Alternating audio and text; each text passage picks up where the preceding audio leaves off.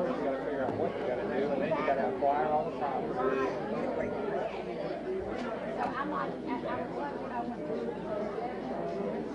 They're taking 24 now, way out. Way past rates.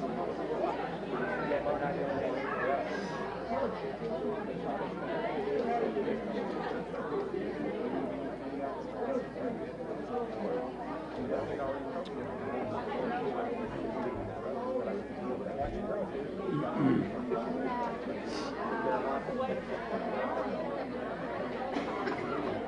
Did you get all the names and stuff that did to you in 18? Is that what in my thing? I didn't get that in my thing.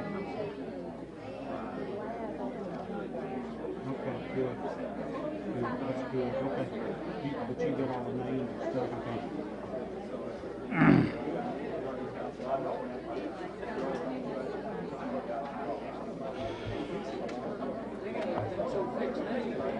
I know it.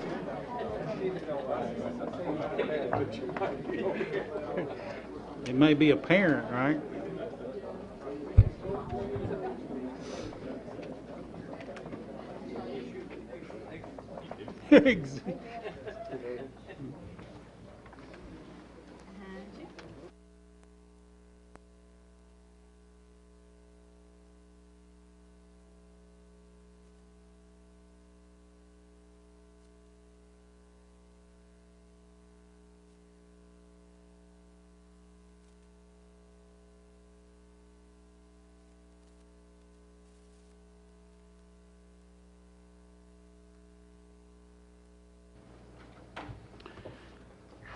It is 7 o'clock and time to begin our County Commission meeting this evening. We do have a quorum, and I'll call the meeting to order and open our session tonight. To begin our session, I'd like to ask Commissioner Ricky Jones if he would to lead us in our invocation, and Commissioner Burt Chalfont if he would to lead us in our pledge to the flags. If you would, please stand for both the invocation and the pledge of allegiance, please.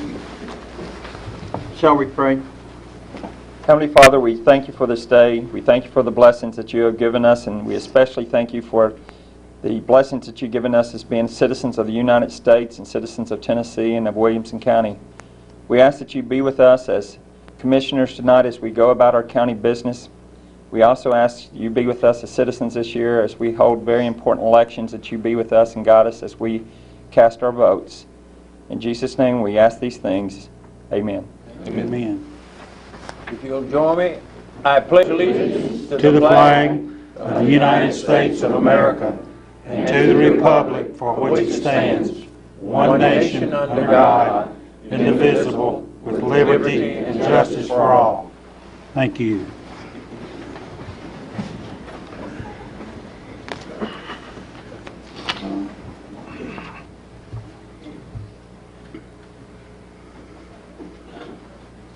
This time we'll have our roll call. If you would press your present button, and we'll We need to voice vote. Well, I told you. okay. Just report the vote. We're Roll call. having a bit of technical difficulty here that we'll have resolved in a minute. But report the attendance, if you would, Miss Lane. 23 present, 1 absent. Commissioner Davis. Fine, thank you. Commissioner Davis indicated that he had a business requirement to be at tonight, so he's not with us, and we'll be missing him in our deliberations tonight. If you would bear with me, we've got several changes. I've got several announcements, and I've had several requests, which I think are appropriate, to move some of the resolutions around because of people's schedules and that sort of thing. So we'll be addressing that. Lynn Sutton is our Sergeant at Arms tonight. And if you're our guest tonight, we'd ask you to please honor our request that all cell phones be turned off, that all pagers be on silence, and respect the fact that this is the legislative body of Williamson County, and we would ask your agreement to that.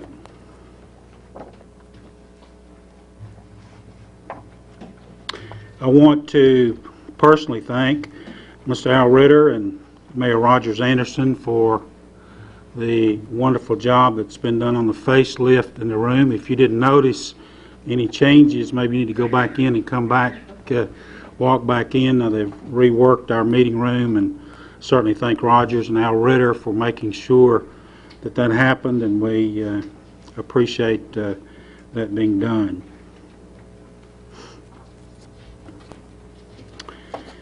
Okay, let's go through and make these notes, and I'll do my best to keep up with it as we go along. The first thing that I need to bring to your attention, 2 resolutions that are on the consent agenda.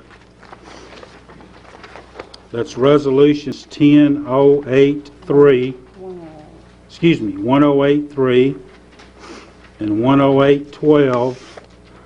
Those 2 resolutions must be removed from the consent agenda, and I will add those 2 resolutions at the very end of others. So those will be the last 2 items that we'll take under consideration tonight. 108.3 and 108.12 will need to be voted on separately apart from the consent agenda. So if you would, move 108.3 to the back of the packet and 108.12 to the back of the packet.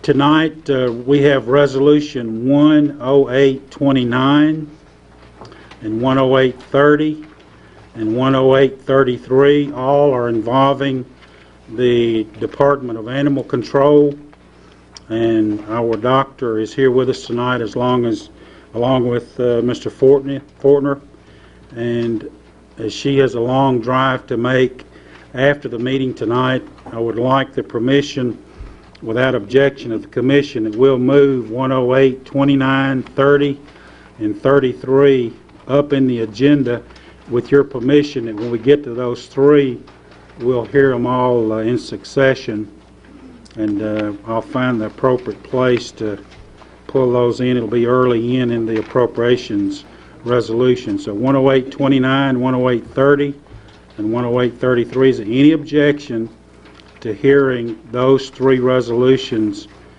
as early as we can so that Dr. Hurd can make her long drive home? Any objections? I see no objections, so we'll move those 3 as we go through. We've also had the request as it relates to resolution 10835, which is the very last resolution that was on the agenda tonight before I added the 2 at the end. 10835, which is the Davidson County, Williamson County boundary line issue for purposes of Assessor Anglin and Joey Davis, and the tax freeze. It's on 10828. Any objection to hearing those earlier in the meeting so that we don't keep Joey and Mr. Anglin here too long beyond their bedtime tonight? Any objection? I see none, so we'll move those together at the appropriate place on the agenda to take care of that information. Now, regarding resolution 1083, if you would flip to it, it's the one that we moved to the back of the agenda tonight. It's been brought to my attention that there are some recent developments, discoveries today regarding that resolution. At this time, I'd like to recognize our attorney, Bobby Cook, to bring you up to date on where we are. This is the resolution as it relates to the funding and the election commission request that has been reviewed up to this point in time. Thank you, Mr. Chairman. In regards to Resolution 1083, it was discovered earlier today that a local restriction exists, or a legal restriction exists, that would frustrate the intent of the agreement. The whole purpose of the agreement was to accomplish this lease agreement There is a legal restriction out there that frustrates this purpose, and for that reason, I must recommend that we pull the agreement, pull the resolution. Okay, so based on the report of legal counsel, Resolution 1083, and Mrs. Beard called me earlier and asked that it be pulled, so That's correct. we'll be pulling Resolution 1083. Thank you, Bobby.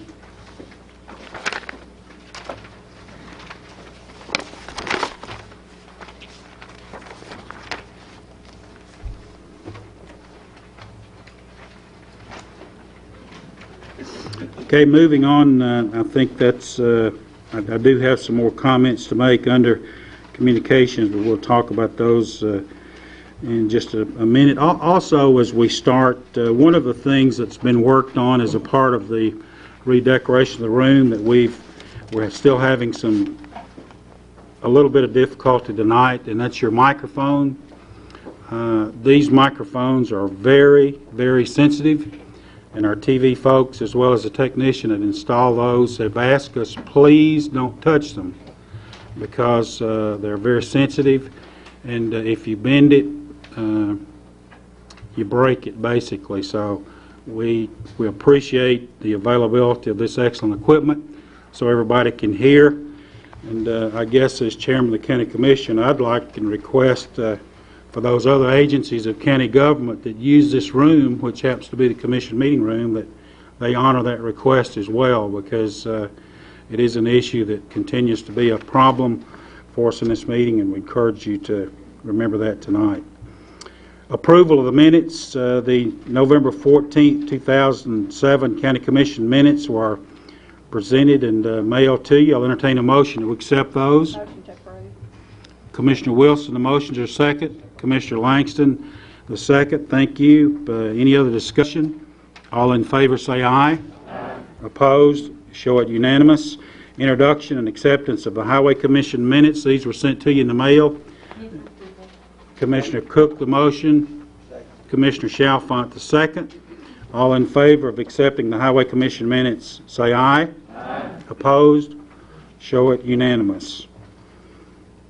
Under citizens' communication, we have no one that's signed up tonight to address the commission.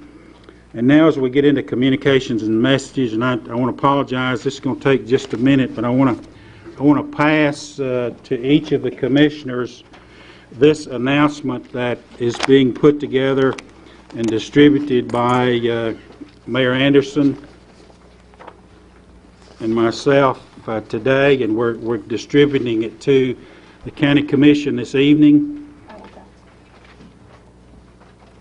This is addressed to all county commissioners and the county mayor, county school board members, and these are people that will be involved in this ethics workshop, the sheriff, register of deeds, property assessor, trustee, county clerk, circuit court clerk, juvenile clerk, ethics committee member Rick Berger, Jeff Mosley, Lisa Carson, Bobby Cook, Kenny Young, and Krista Earwood. These 50 people are invited to participate in a CTAS ethics workshop that will be on January the 24th in this room. CTAS will be providing something to eat. I won't say a full meal, but I do have an indication that somehow or another Shane's Barbecue is involved with this, but anyway, we're working on that. But please let Randolph in Roger's office know by next Friday if you can be here. I have addressed and reviewed the agenda and the curriculum that will be put together, and as all of you know, this county commission has adopted an ethics policy.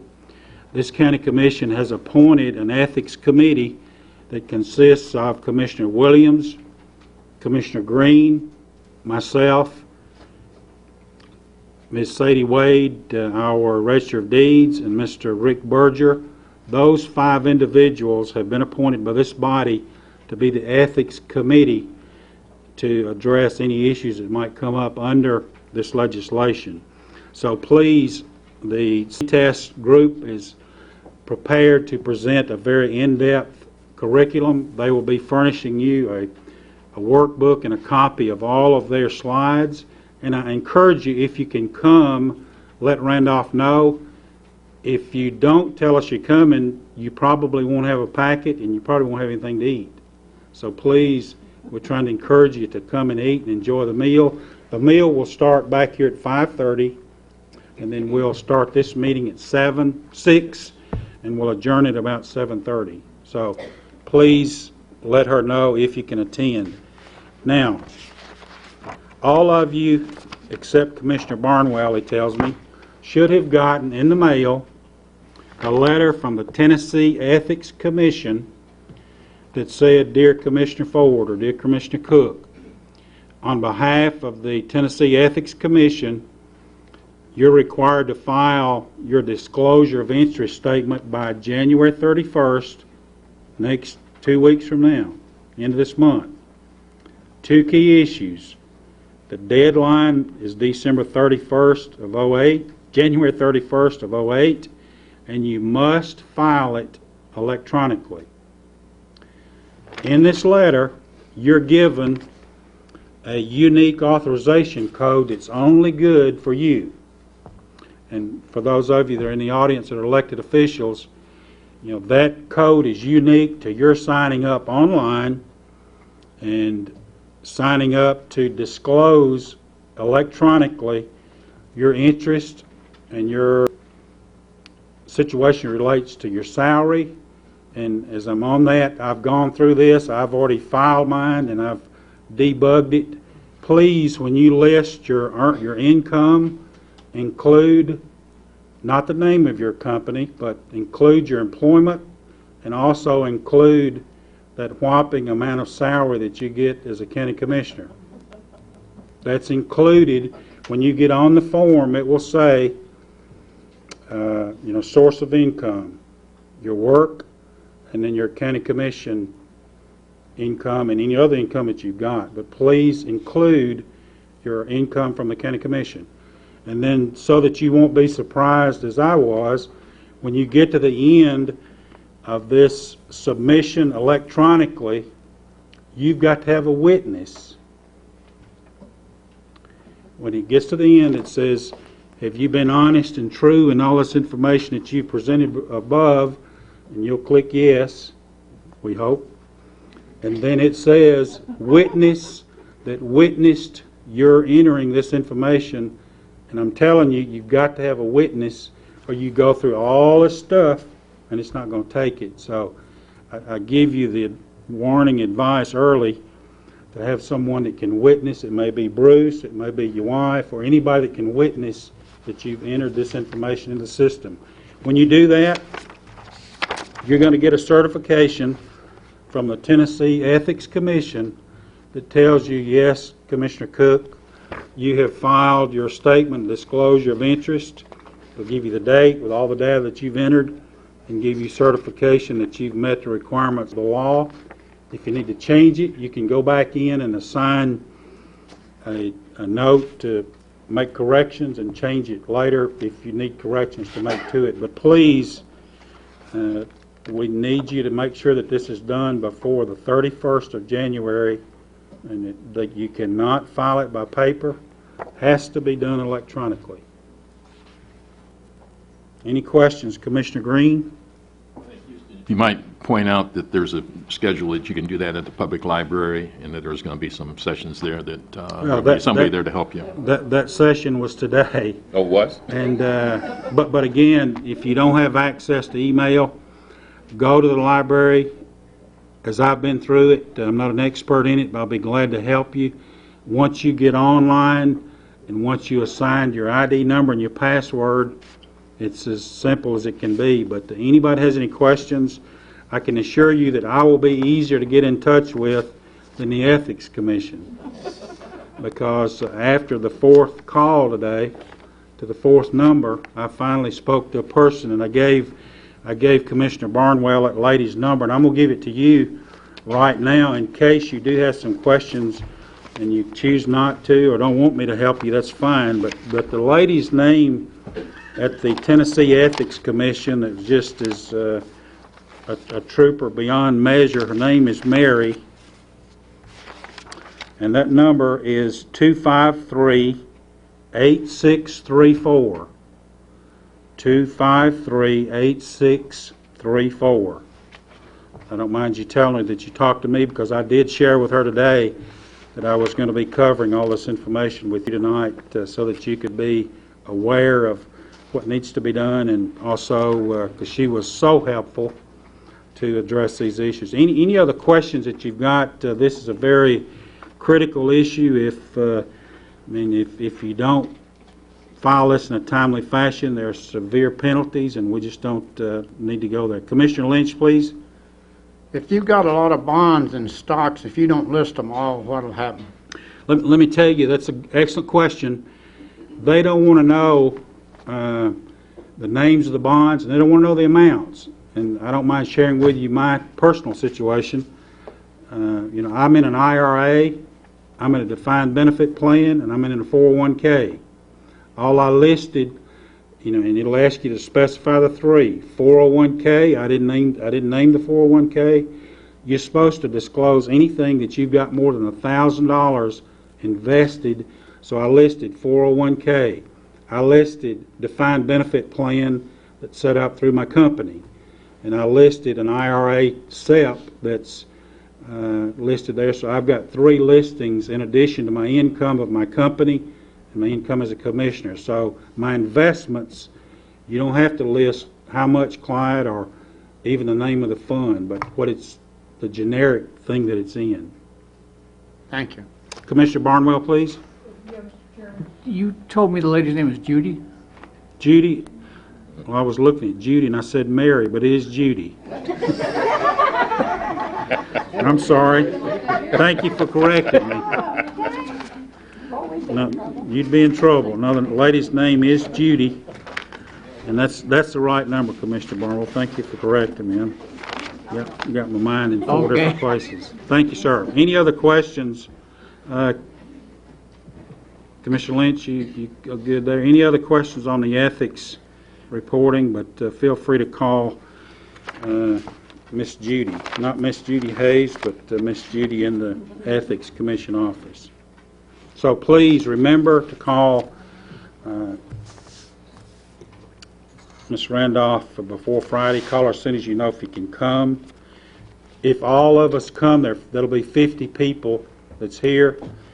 Hopefully all 50 of us can attend, but if you can't, please let us know, because literally the packet of material that CTAS will be copying, we'll be taking that information, and I've also asked them to develop a curriculum and not go back to day one about, we've already adopted a code of ethics, we've adopted an ethics committee, and I've virtually asked them to start here 1st of January and go forward so that they won't be rehashing all that information. Other communications and messages. At this time, I'll recognize Mayor Rogers Anderson.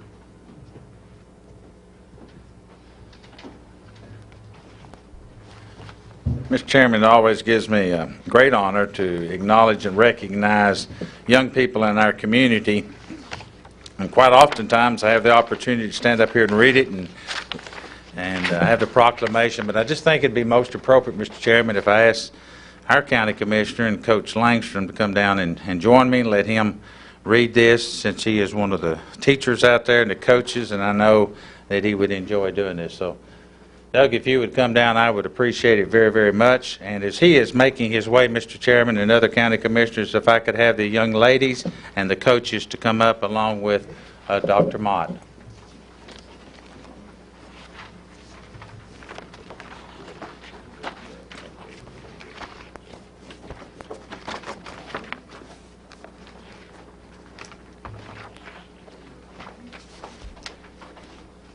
Chairman, if I could, I have these young ladies just just line up here straight across this way, just spread out.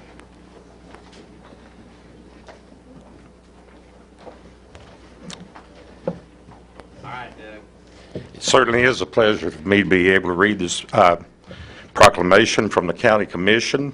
Proclamation honoring the Battleground Academy girls soccer team, 2007 Division II AA state champions.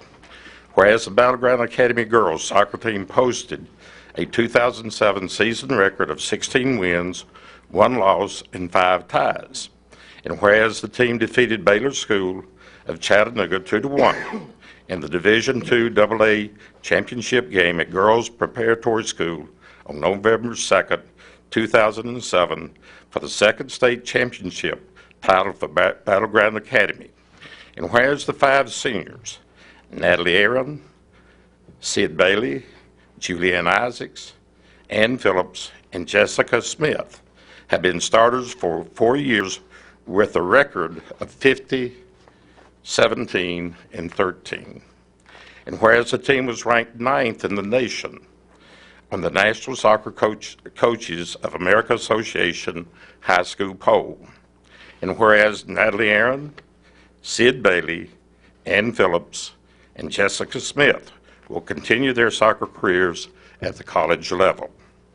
And whereas the 2007 Battleground Academy girls soccer team is comprised of 5 seniors, 4 juniors, 8 sophomores, 11 freshmen, and 2 8th graders, with members and coaches as follows.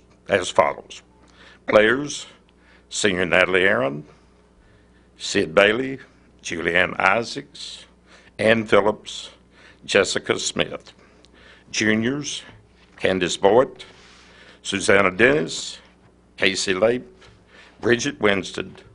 Sophomores, Julie Bell, Katie Hunter, Andrea Hughes, Robinson McFarland, Taylor Mulderig, and Jessica Poison.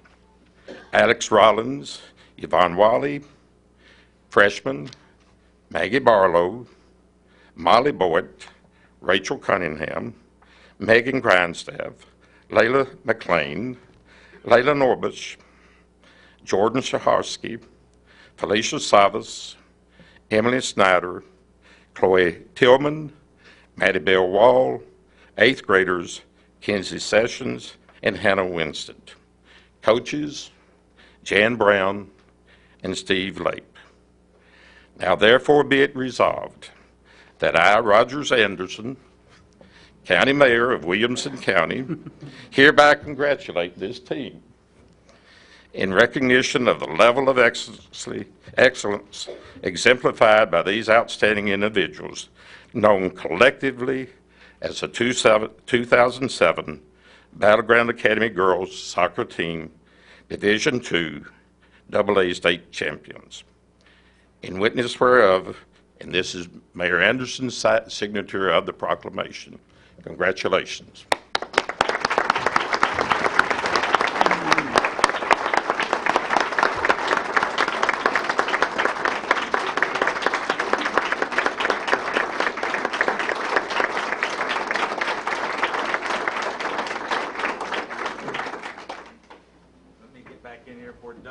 My spot is mayor. Oh, I tell you, I've already approved that. One of the coaches, would y'all like to say, I know one of the coaches looks like one of the players. That's a compliment. Would you like to say something?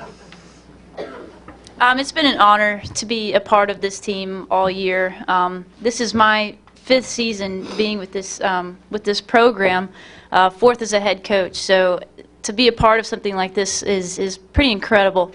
I appreciate all that you guys have done to recognize what these girls have been able to do for the past couple of years, especially the seniors. We're going to send them off on a nice win streak. So it's good to be able to see all of that take place. So I appreciate you guys recognizing us. Thank you. Thank you. Dr. Mott, would you like to make any comment? He says no. Okay. All right. Thank you, ladies.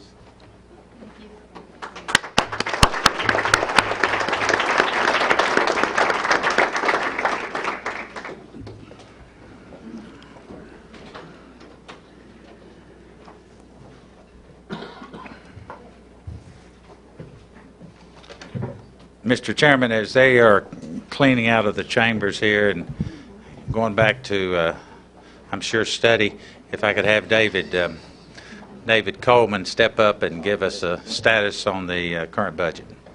Thank you. Mr. Coleman, please.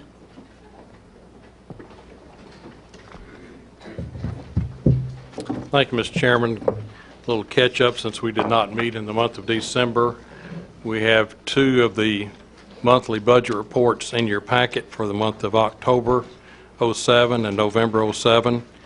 Again, those appear to be in line with that time of year. Everything's in order at that point. Our collection for our property taxes have just started coming in at that point in time.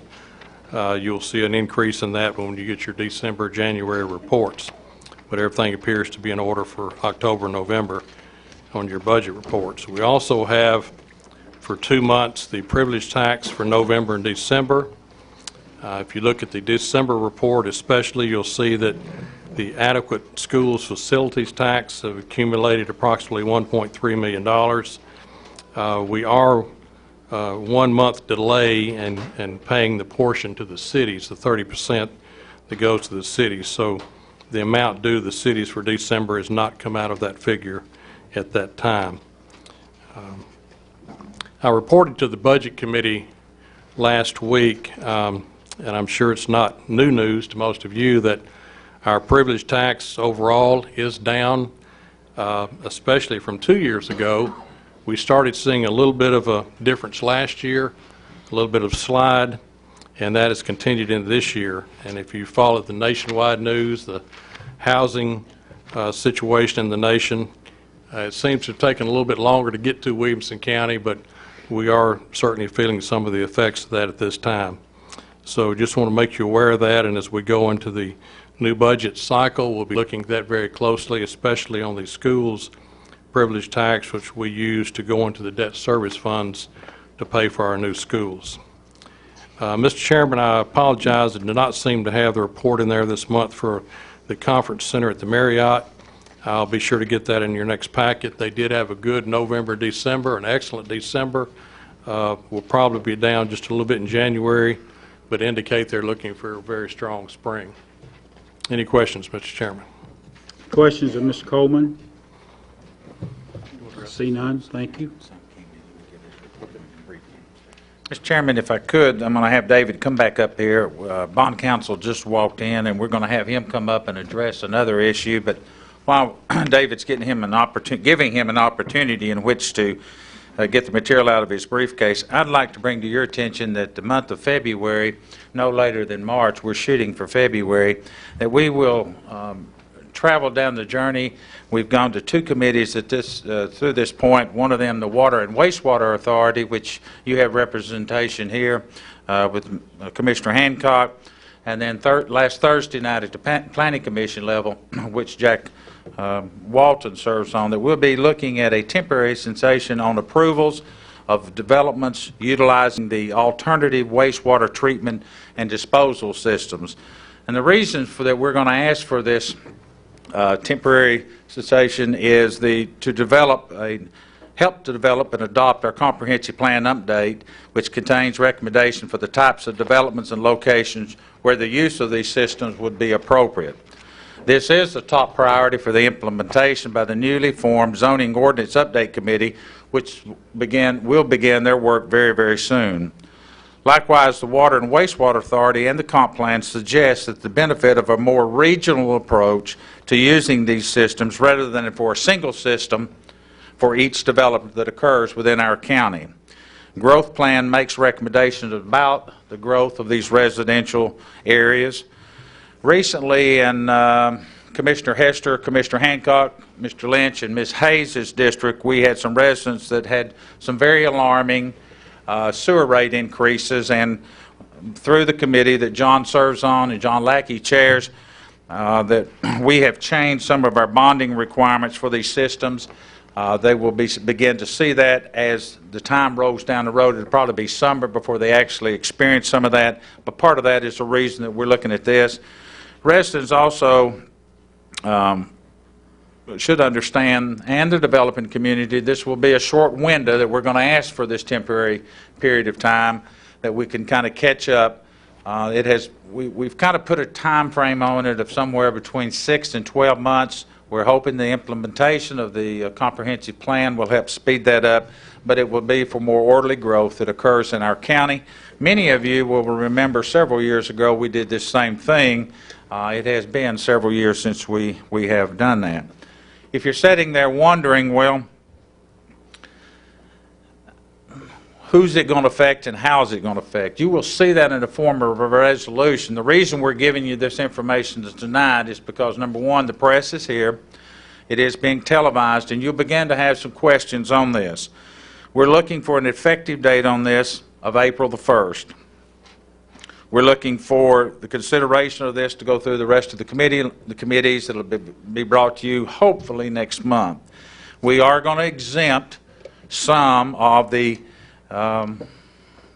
issues that are out there. For an example, the preliminary or final site plans for residential or non-residential approved by the Planning Commission prior to April the 1st. Revisions to previously approved site plans for residential or non-residential plans, and the preliminary or final site plans for residential or non-residential developments where the development proposes the use of an existing treatment system or an expansion to an existing treatment system in the same location within an existing approved development with an existing state operating permit from TDEC. Now, what does all that mean? We do not want to cut off anybody at the knees. I have said that from the get-go. However, we do need a period of time in which we can kind of gather our wits about us and get some of these plans put into place. If you have questions, I encourage you to talk to Christy Earwood, talk to John Lackey, or talk to Joe Horn, or call our office so that we can get you additional information, because this will be coming to you next month to the best of our ability. Questions on this particular thing, and then I've got one other thing, Mr. Chairman. Any questions of Mayor Anderson? I see none. Proceed, please.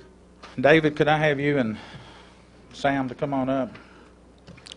Mayor, while they're coming up, let me just say it's a tangential issue to this. I want to thank you for having the water summit that you had out at the Parks and Rec Department.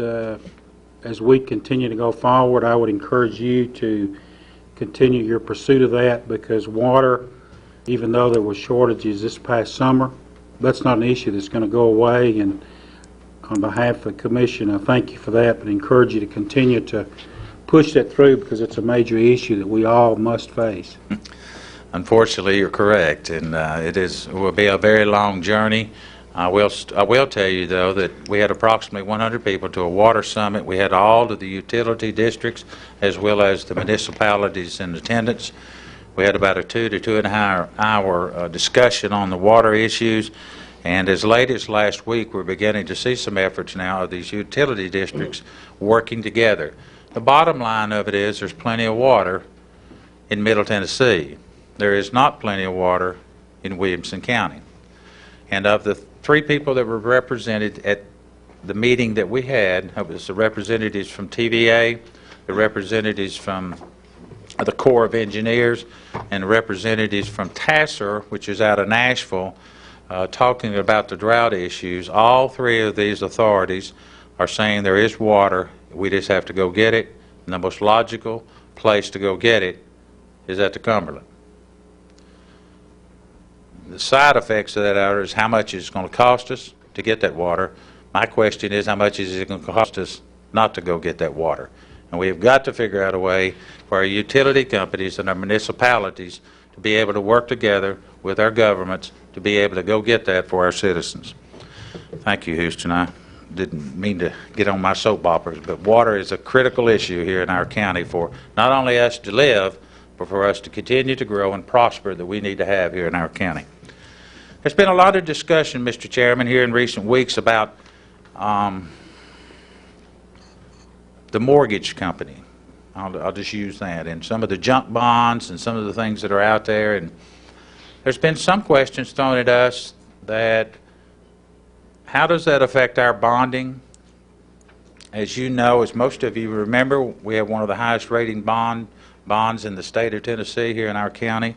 We must maintain that as we continue to go forward, borrowing money to build schools and do the other things, might even be water. But as companies all across America, we're all in the private sector at one time or another. Sometimes we'll get a little bit more aggressive in our way that we go after our monies and how we loan monies out, and that affects us as government Are we buying the right bonds? Are we protecting our citizens? You won't find two more conservative people than David Coleman and Rogers Anderson, but maybe Clyde Lynch, but sometimes I think Clyde's a little far-fetched. But it's important, in all seriousness, it is very, very important that we maintain our bond rating. And so we've asked Stevens Company representative with Sam Crude. Many of you know Sam. Sam does an excellent job and has done that for many years, and we've asked him to unrail and step up here and talk to you about that. A little later, he'll be here with the resolutions to answer any questions you may have about the money we're borrowing. David, you got anything else to say about Sam? Mr. Chairman, one thing, I just want to thank Commissioner Brockman. She left a copy of an article at my desk the other day about this subject, and that kind of prompted us. Sam was going to be here tonight anyway to address the bond resolutions, and we just thought it might be a good idea if he could just, I can give you the nickel answer, he can give you the silver dollar answer. So, thank you. Welcome, Sam. Thank you. Pleasure to be here. The article that was in the Tennessean addressed the fact that several bond issues in Tennessee had been downgraded. I think the title was 14 issuers had been downgraded as a result of the subprime mortgage meltdown. And so the explanation for that affects you indirectly. And in the municipal bond industry, about 50% of all bonds have a guarantor. It's a bond insurance company that promises to make the payments if the local government fails. Now you can imagine that those 50% are lesser rated issuers. They're generally not AA issuers like yourself. But they can simply go to the bond insurance market, buy an insurance policy, and get a AAA rating.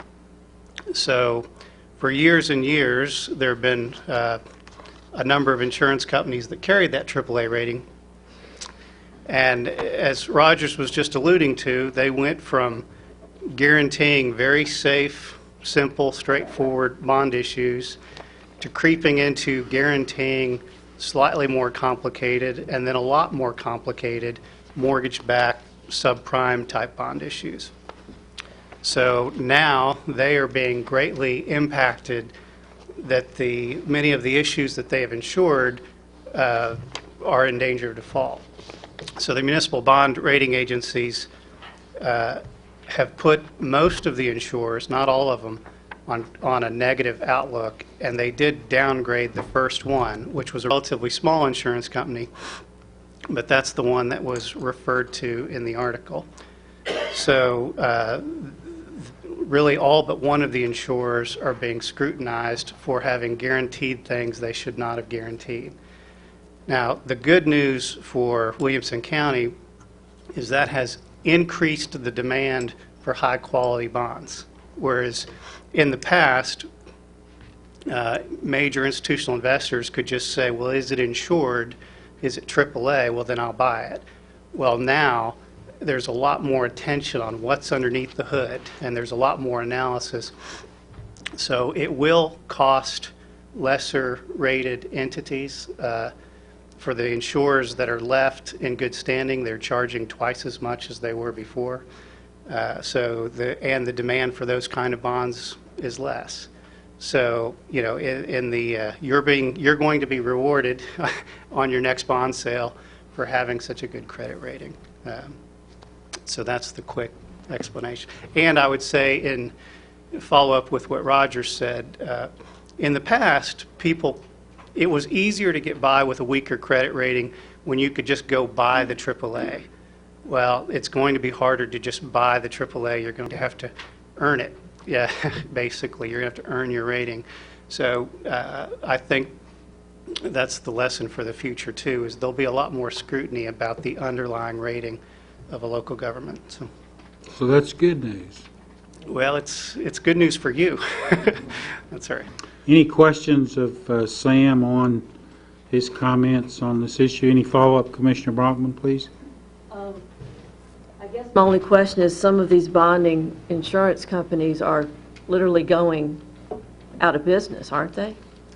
Well, if they lose their AAA rating, they will have a very hard time writing new business. And for them to actually go out of business, it will ultimately depend on how much of what they've insured defaults. Okay. So there's really a two-step process. The rating agencies aren't going to wait until they experience defaults to take them from AAA. So, the first thing that happens is they'll be downgraded, and then we'll have to wait and see how it all sorts itself out. I will say, interestingly, that Warren Buffett has got into our business. He's started a bond insurance company in the last month. So you might find new entrants coming in, because the business of guaranteeing local government bonds is not that risky. That's not what put these companies into trouble. It's that they were pursuing higher returns by taking greater risk, Right. and the rating agencies misjudged the risk, as did these companies. And I would say too, in conclusion on that, if one of the four largest companies were to be downgraded, it would be disruptive for the market. And no one knows in that short term what would happen, because there are a lot of large billion-dollar funds that are required to hold AAA bonds. That's in their charter, and they would have to sell bonds if they were downgraded. So there could be some short-term disruption. That could affect you in the short term if there was a flood of selling, but we'll just have to see how that plays out. Out of our hands. Other you. questions? Mayor? Thank you, Sam. I'll entertain any questions that the commission may have, Mr. Chairman. Any questions of Mayor Anderson? I see none. Let me point to your attention, and all of you got this in your packet, but this wonderful new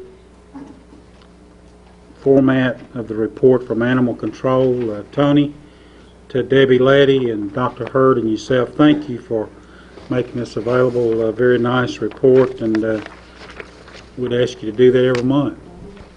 Thank you very much. Williamson County Director of Schools, Dr. Rebecca Sharber.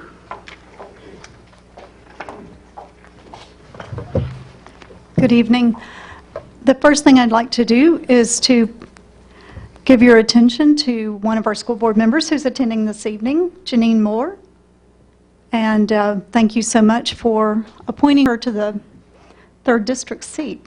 I think you did that maybe in November. So we appreciate that, and Janine is a very hard-working board member already, as she's been to some of your committee meetings and is already at the commission meetings. So she's very interested in how things work and how we can continue to improve education in Williamson County. And as I listened to some of the other things that have been talked about this evening, I thought back to 20 years ago when I first really became involved in the educational system in Williamson County, other than having been a student here, and thought about the fact that 20 years ago, if you asked, and we surveyed people across the county about what was their number one concern, and their number one concern 20 years ago was education.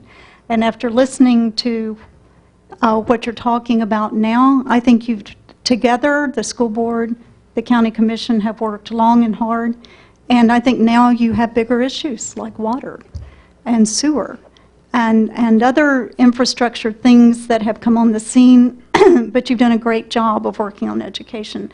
And I think most of the constituents in the county now are very satisfied with the educational program here. It's not perfect, and they'll tell you that, and they want it perfect, and we're working on that.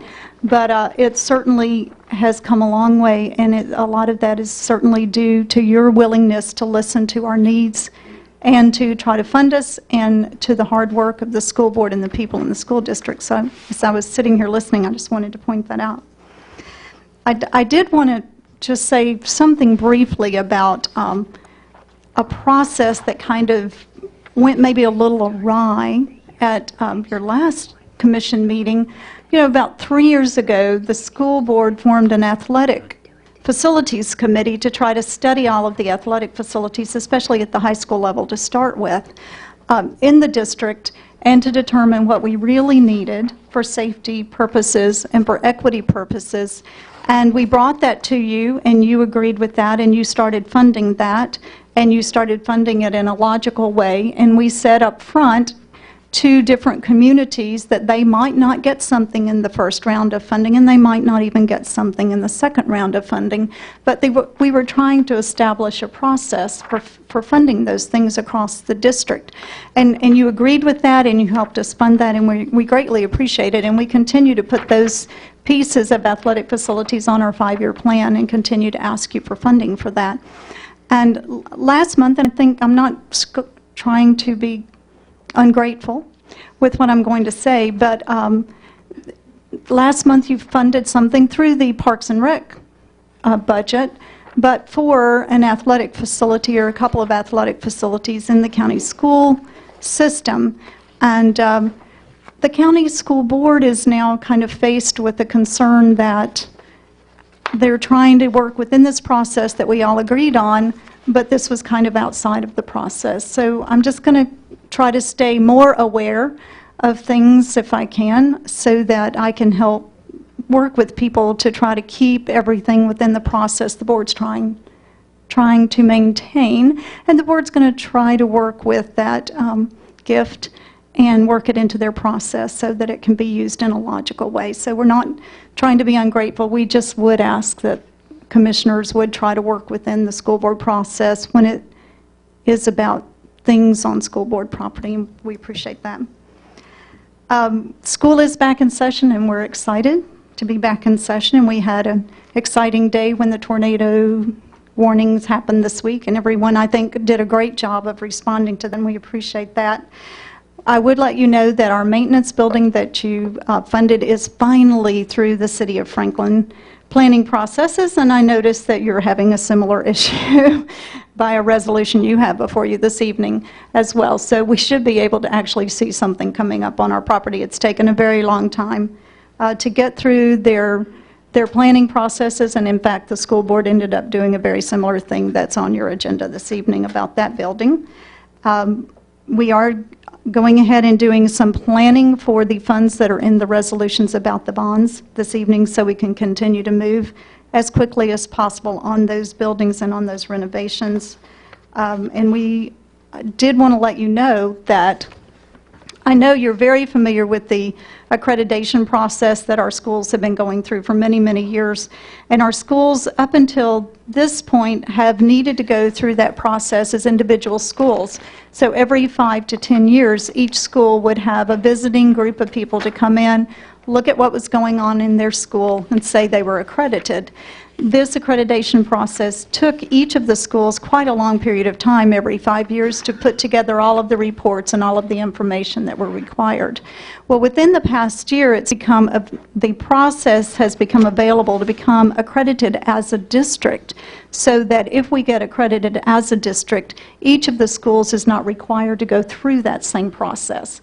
So this year, our district has been going through all of the studying and all of the planning and all of the writing to become accredited as a district. So it will save all of that time, energy, effort, and even a little bit of money on the parts of the individual schools. The visitors for our team are from Tennessee, Arkansas, Louisiana, let me remember, and Mississippi. And they will be coming in at the end of the month, so the last Monday, Tuesday, Wednesday of January. They will be visiting in our school district and in the central office and in a few of our schools. And then at 2:30 on that Wednesday, the board will be having a special call meeting to listen to their reports. So we're hoping, honestly, I'm sure we will become accredited, but we're excited to listen to what other people have to say about our school district. I just wanted to make sure you were aware of that. So I'd be glad to answer any questions, or try to answer any questions you might have at this point. Thank you. Commissioner Lynch, please. Superintendent, where does the money come? What category of the budget does the money come to pay the gentleman that's giving the people in the central office staff a massage? Well, we had a company to ask voluntarily if they could come and do some stress reduction activities with people in the central office. It was organized through our new wellness coordinator. It cost no money, and I don't really think they were massages. I didn't actually participate, so I didn't have one, but I think they did something with their hands or something to help relieve stress. But it didn't cost anything. Thank you. You're welcome.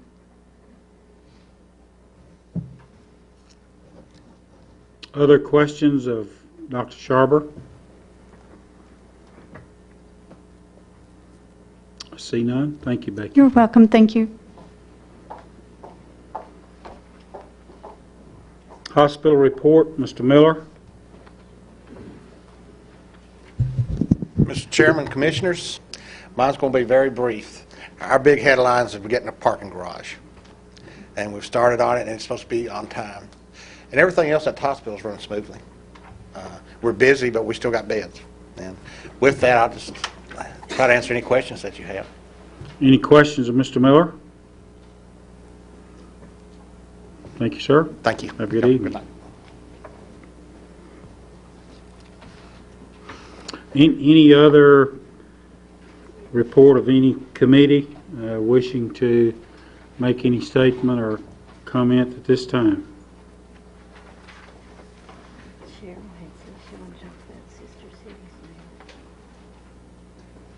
Okay, nobody? Okay, we're moving on. Under elections and appointments, before we start into our elections and appointments, we're going to do a Super Monday voting test.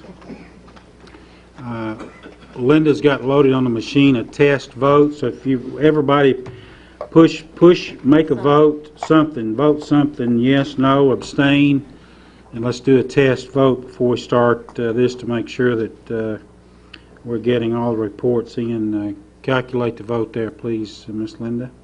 18 yes, 2 abstentions, and 3 no. So we're looking good there. Looking good. All right. Okay.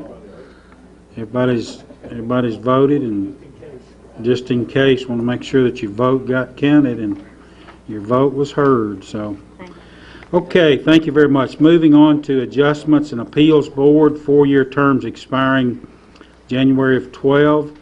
Building Industry Representatives, term expiring is John Lee. Nomination John Lee.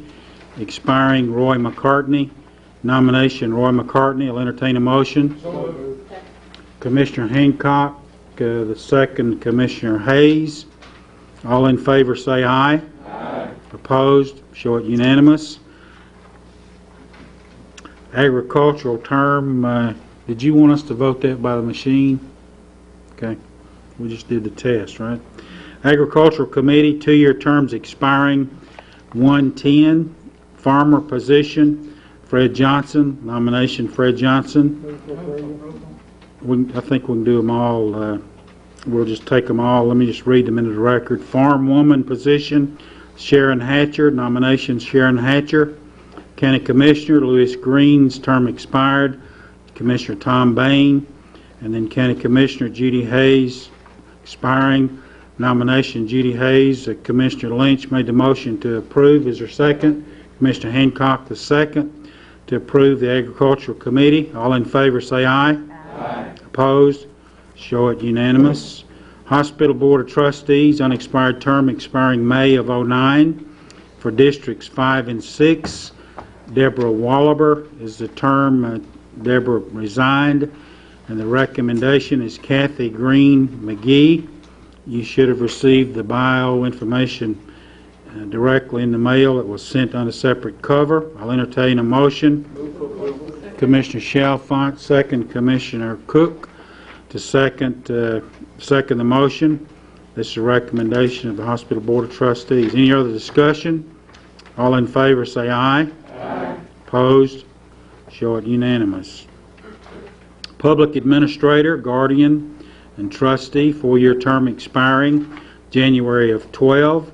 Tom Taylor is the term expiring. Nomination, Tom Taylor. Commissioner Mills, the motion. Commissioner Hester, the second. All in favor say aye. Aye. Opposed? Show it unanimous. Stormwater Appeals Board, 3-year terms expiring 1/11. Commercial Residential Development Representative Dan Crump, nomination Dan Crump. Homeowners Association Rep Brett Hoot. Brad, okay. Sorry. Brad Hoot. Environmental Representative Dory Bowles. Recommendation is Dory Bowles. I'll entertain a motion. Motion to approve. Motion, Commissioner Wilson, second, Commissioner Bain. All in favor say aye. Aye. Opposed? Show it unanimous.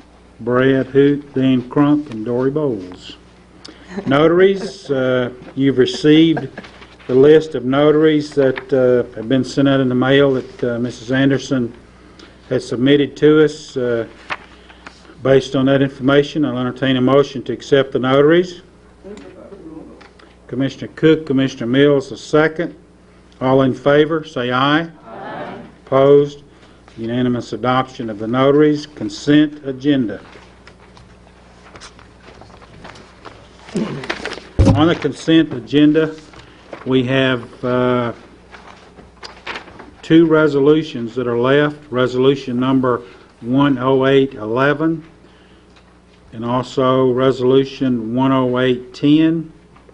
And these resolutions are there, so they're still on the consent agenda. I'll entertain a motion to accept the consent agenda.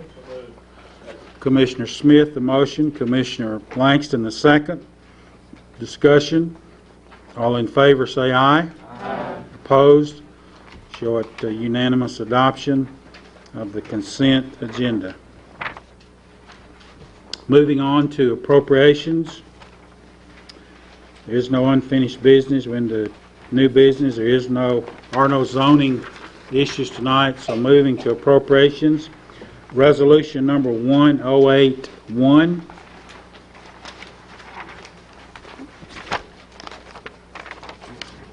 Resolution appropriating $15,000 within the 2007-8 General Purpose School Fund budget for recording recovery in service.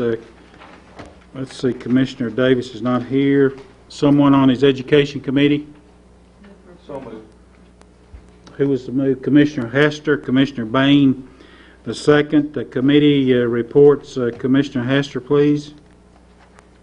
The committee report is that the general purpose fund budget for reading recovery. Excuse me, what's the vote of the education committee? I'm sorry, excuse me, sir. I believe it's 6-4-0 against, Okay. 7-4-0 against. 7-4-0 against. Budget committee, please. Commissioner Little.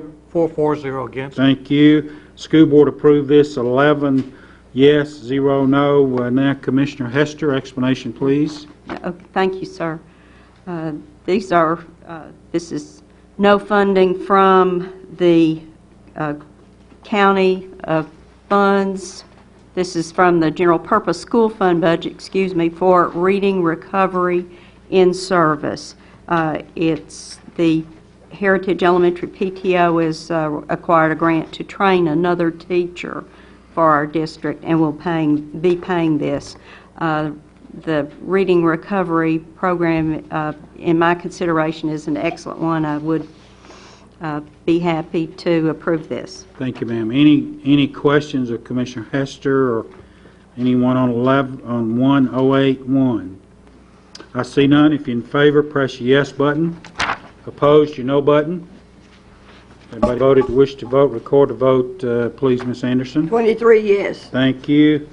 Resolution unanimously adopted. Resolution number 1082, resolution appropriating $132,551 state preschool education funds for additional pre-K classroom teachers and supplies. Commissioner Hester. Yes, sir. The Education Committee was 7-4-0 against. Thank you. Would you move its adoption, please? Please, so moved. Is there a second? Second. Second, Commissioner Bain. Education Committee, 7 yes, 0 no. Budget Committee? 4-4-0 against, and also recommended the amendment. Okay. School Board report, 11 yes, 0 no. And Commissioner Hester, this was amended by both the Education and the Budget Committee. Would you explain the resolution and also the amendment, please? Yes, sir. The Board of Education has applied for and received a grant in the amount of $132,551 to add 2 additional pre-K classrooms, which will extend our existing pre-K program to 12 classrooms. One of these classroom programs will be a part of the County Career and Technical Program for the second classroom, and there will be no additional local funds necessary. The county share in the cost of these programs for the current year is through a partnership with a community child care facility for 1 classroom. The amendment is as amended. The program will cease at the end of the grant funds. Thank you, ma'am. Questions of Commissioner Hester on this resolution? Okay, Commissioner Hester, would you move the amendment, please? Yes, sir. I move that we accept the amendment. Second. Commissioner Hancock, the second. Discussion. Commissioner Mills? I looked at the amendment and it said that the program will cease at the end of the grant fund. So what are you going to do about the program? Commissioner Mills, a discussion at the Budget Committee and also the Education Committee. Commissioner Little, if you would you address that, because that was a consideration?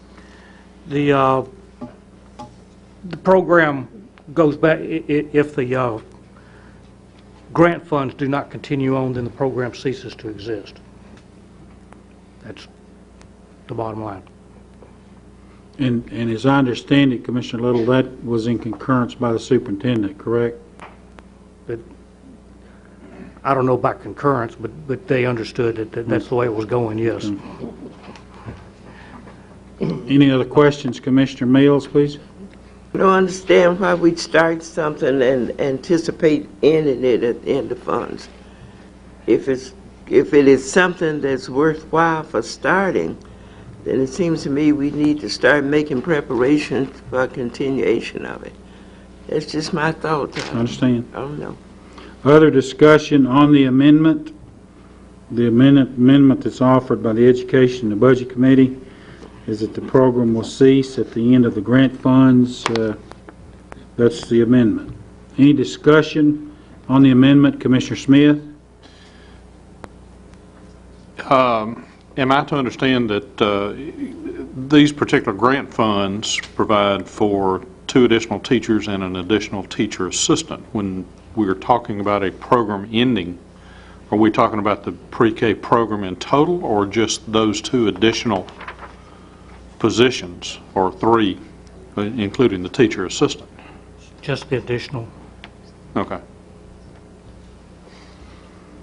The additional funding for this particular resolution, as Commissioner Little has explained, if those funds cease, those 2 situations go away. Well, the comment was made that the program would end, and that was my concern. Thank you, sir. Commissioner Hayes, please. I was just wanting to make a comment. Is there any reason that if this program is successful, that grant money could be reapplied for, or other fundings could be sought at that time? That's just not tying us in at this point. Is that a possibility for the future? Dr. Sharber, would you like to address that, please?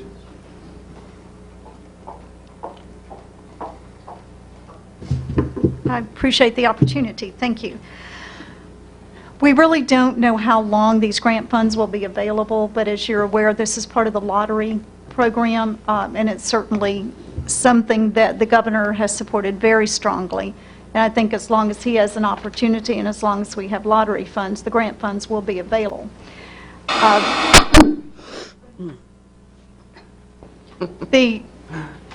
We would not be as concerned about these 2 particular programs. We would be concerned about not continuing pre-K in the district.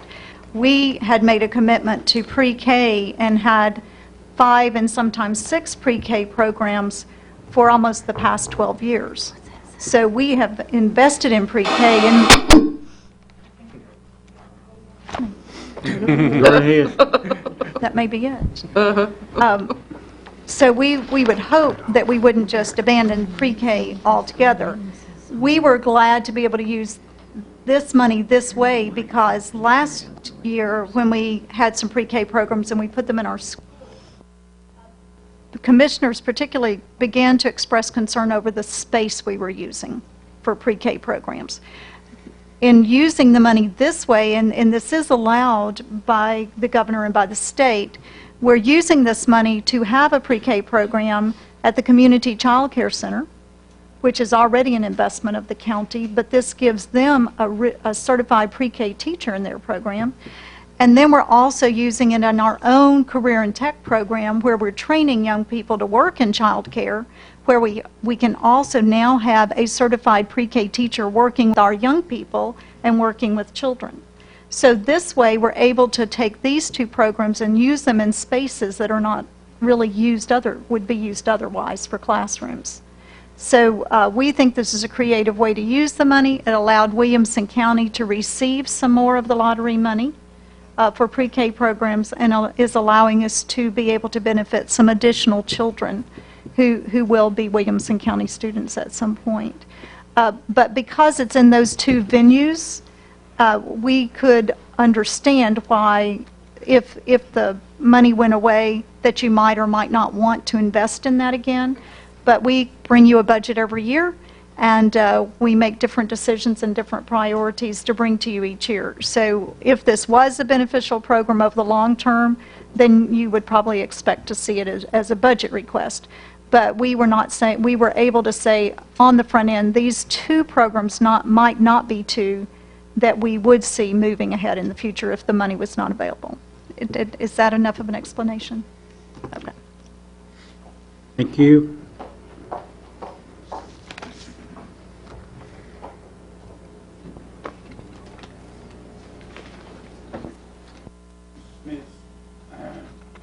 But you're aware, you've got a problem up here with your mic, so it's constantly on until I can make some adjustments. So just be aware. Be aware. Thanks for the heads up. Be aware. Okay, 1082, the amendment that's on the floor. We've got a motion and a second. If you're in favor of this amendment, the program will cease at the end of grant funds. Press your yes button. Opposed, your no button. Everybody voted, wish to vote. Record a vote, please, Ms. Anderson. 22 yes, 1 no. 22 yes, and 1 no. The motion as amended, 1082 as amended, is on the floor for consideration. Let's see, anybody wishing to discuss it? 10, Commissioner Ford, please. Thank you.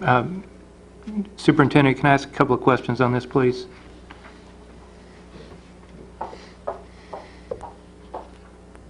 Are the children that we would expect to be attending this particular program at this community child care facility, are they already enrolled in a program at that facility, or are these new children? In the community child care facility, I believe they're the current children. They just weren't receiving pre-K instruction from a certified teacher. In the career and technical program, they're actually new children that we weren't going to be serving at all. Okay. The children who are at this community child care facility, were they currently paying a tuition to the child care facility? They pay they pay a fee to attend the child care facility to have child care. Okay. Will they continue to pay that fee? So they're continuing to pay the same fee, but their program is just different? I'm trying to understand the logistics of how this is working. And Mr. Ford, make sure I might be wrong, so I will double check this. But it's my understanding they will continue to pay the same fee because that's the fee to have child care.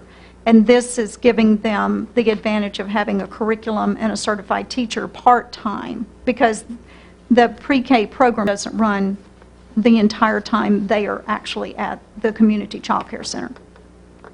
Okay, so we've got some children who will be in our pre-K program who will be paying a fee to a facility and some children in other settings who will not be paying the fee. Right, just like none of our other pre-K children pay a fee because they're in a public school. Right. Have we moved beyond the at-risk children in this particular resolution? Have we moved into those children that are not falling into that at-risk population with this resolution? We have not. Okay, thank you. Commissioner Mills, please. One thing about these children at the Community Child Care Center, they are children of people who are actually working parents that need somebody to take care of their children. So it's not as if the people were on welfare or anything. These are people who are trying to finish their education, people who are trying to maintain a home. And some of these children are at risk, and they do need all the help that they can get. And I would suggest that, not just because of this, but if you don't know about the Child Care Center, you need to go and see it. It's a very well recognized state program. And it's interesting to see how those people who take care of them, the director's been started out as a teacher there, and she has been there over 20 years now. So it's a well-run program, and I think you would enjoy it. And for those, I know all of you know that it's at the community service building up here. And if I may say something, I know that at least one of our teachers has her child at the Community Child Care Center as well. And I did, if I could just make sure I hadn't told Commissioner Ford something incorrect, could I say one more thing? Yes, ma'am. Okay. There are, in the Career and Technical Program at Centennial High School, there are some teachers' children in that program that were there before we started this. They will also get the advantage of the pre-K curriculum, so those particular children might not be considered at risk. But the new children coming into the program are all at-risk children. Okay. Mr. Chairman, if it's my turn again. Anybody else wishing to speak to this amendment that's not spoken? As amended? See none? Back to you, Commissioner Ford. Director Sharber, I think Ms. Mills is right. I think we all should visit these facilities and see the work they do. Who's this community child care facility where we will be working through? Who's the provider there? At the Community Child Care? Right. The county? It says a partner with a community child care facility. It's the Community Child Care Center that's in the county services building. I'm sorry? Okay. It's a non-profit operated child care center, it's not the county. Okay, thank you. I just know it's in the county services Thank building. you. I'm not sure. And all the children who go there are in Williamson County, not in the Franklin Special School District. Is that correct? No, I wouldn't say that. I would say they could be a mixture, but because they're babies, infants up to school-age children, they're not in any district yet. But if they were to remain if they were to go into the public school system and remain there the whole time, they might sometimes be Franklin Special. They ultimately will all be Williamson County children. Correct. They are at high school, at yeah. some point. And that some of them could be Williamson County children prior to that, once they get out of the community child care. Right. Some of them could be currently zoned, where they live today could currently be zoned for an FSSD. And most of them probably are. Okay. But I don't think that's a requirement to be able to come to the community child care. But I might be wrong about that. I really don't know what all of their rules are. Thank you. Commissioner Mills, any follow-up? I don't want to muddy the water, but some of these children are under state protection too. Thank you, ma'am. Okay, any other discussion on the amendment? Commissioner Hancock? Question been called. All in favor, call the question. Say aye. Aye. Opposed? Question been called. Resolution 1082 is amended. If you're in favor of 1082 is amended, press your yes button. Opposed, your no button. Everybody voted who wishes to vote, record a vote, please, Ms. Anderson. 23 yes. Thank you. Resolution as amended is adopted. Resolution 10585, resolution appropriating and amending the Williamson County Information Technology Department budget not to exceed $90,000. Revenues to come from unappropriated fund balance. Commissioner Green. Move for approval. Second, Commissioner Williams. Budget Committee report, Commissioner Little. 4-0 against. Thank you. Property Committee. 5-4-0 again. Thank you. Explanation, Commissioner Green. Yeah, this is in response to a revision to the Federal Rules of Civil Procedure, where the Information Technology Department needs to purchase the software and the hardware necessary to discover, as it says, backup and stored discoverable electronic information to comply with the new rules. At the present time, these were put in place because there's heavy fines right now for not maintaining those records. Kind of elaborate on it a little bit. Your emails will be captured on the county computers and other electronic communications. This has not been done at the present time. It's been done at the end of the day type thing, and we need to do it on a real-time basis. Very good. Questions of Commissioner Green on 108.5? I see none. If you're in favor, press the yes button. Opposed, your no button. Everybody voted to wish to, Commissioner Smith? Everybody voted to wish to vote. Record the vote, please. Jack, thank you. I'm sorry. Commissioner Walton, do you have a question? No. 23 yes. Okay. All right. 23 yes. Resolution unanimously adopted. Resolution 108.7. Resolution appropriating and amending the 2007-8 Health Department budget by $39,100. Revenues to come from grant through State of Tennessee. Commissioner Tommy Little. So moved. Second, Commissioner Chalfont. Public Health Committee report. 4-0 against. Thank you. Budget Committee, Commissioner Russell Little. 4-0 against. Thank you. Explanation, Commissioner Tommy Little. This is for the grant funds for the budget that came in after the budget had already been approved. Any questions of Commissioner Little on 108.7? I see none. If you're in favor, press your yes button. Opposed, your no button. Everybody voted that wishes to vote. Record the vote, please. Commissioner Chalfont.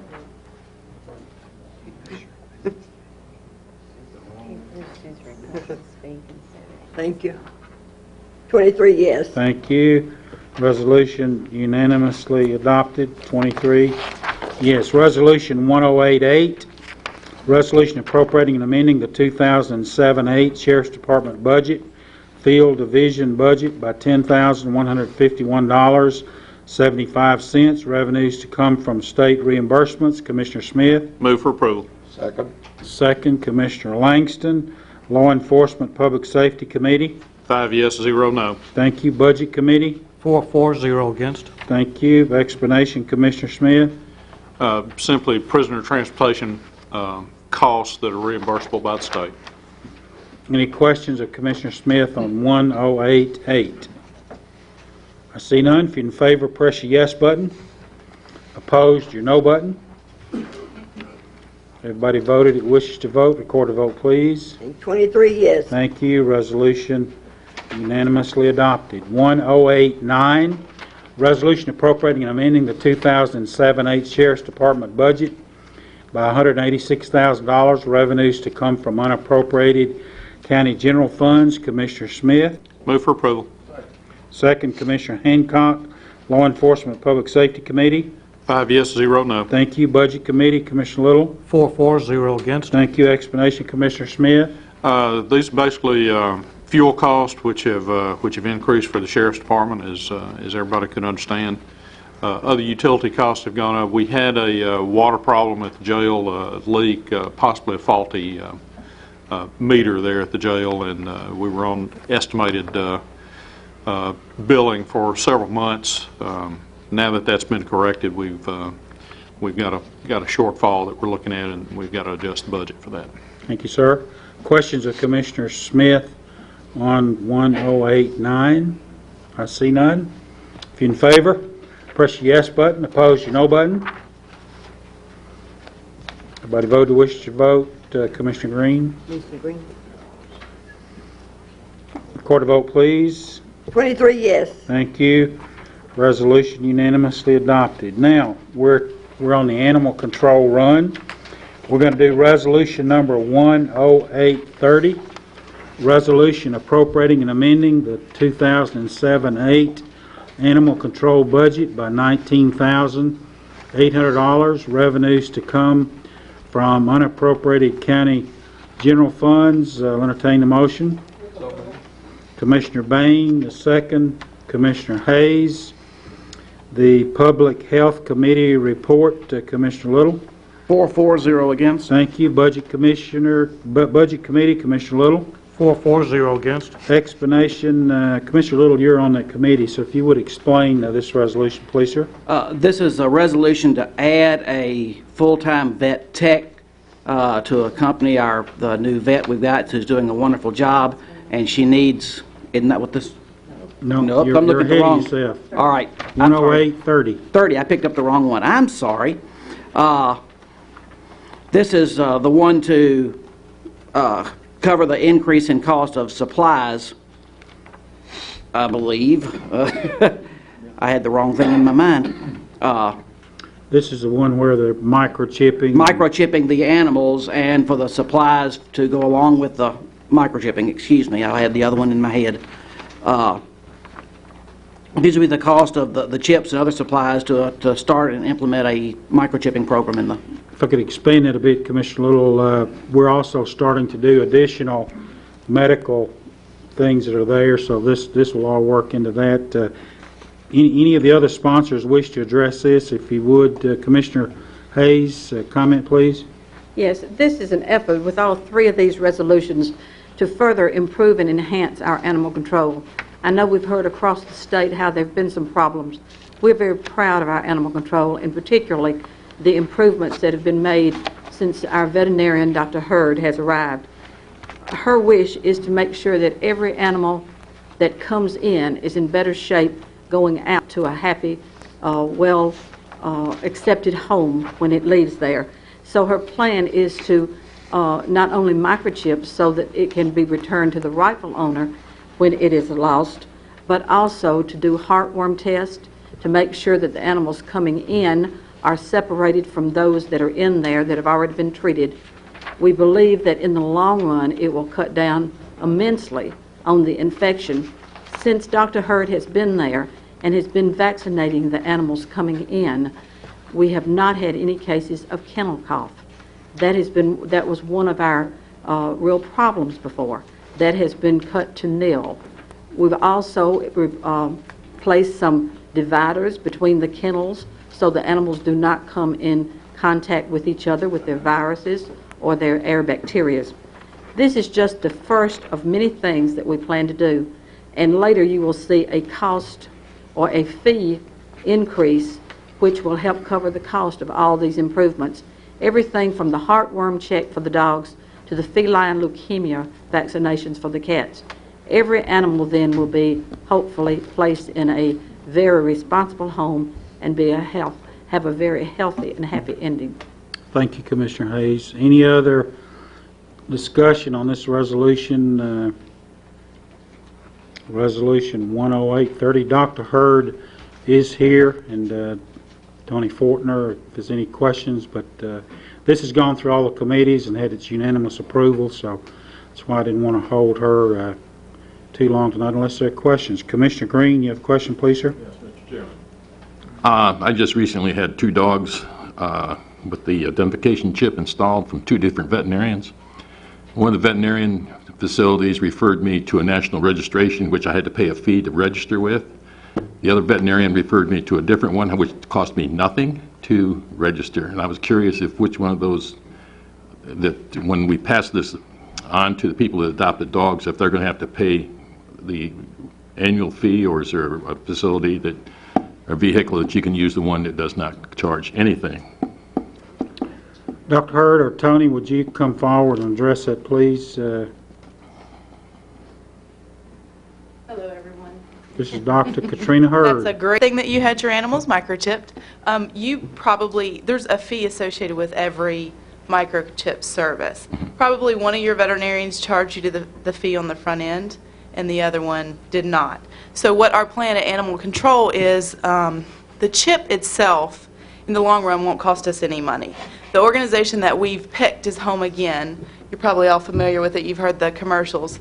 So what they will do is they charge us basically $10 to register the chip. Every chip that we register, we get a replacement chip for free. So the chip will cost us $10.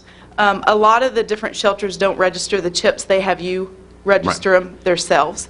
I feel very strongly that we should register the chips for the client. You know, a lot of people go home, they have their new animal, they're excited, they never register it. You have a chip in a dog that serves no purpose at all. So our plan is to register the animal as you adopt. So it's very easy for you.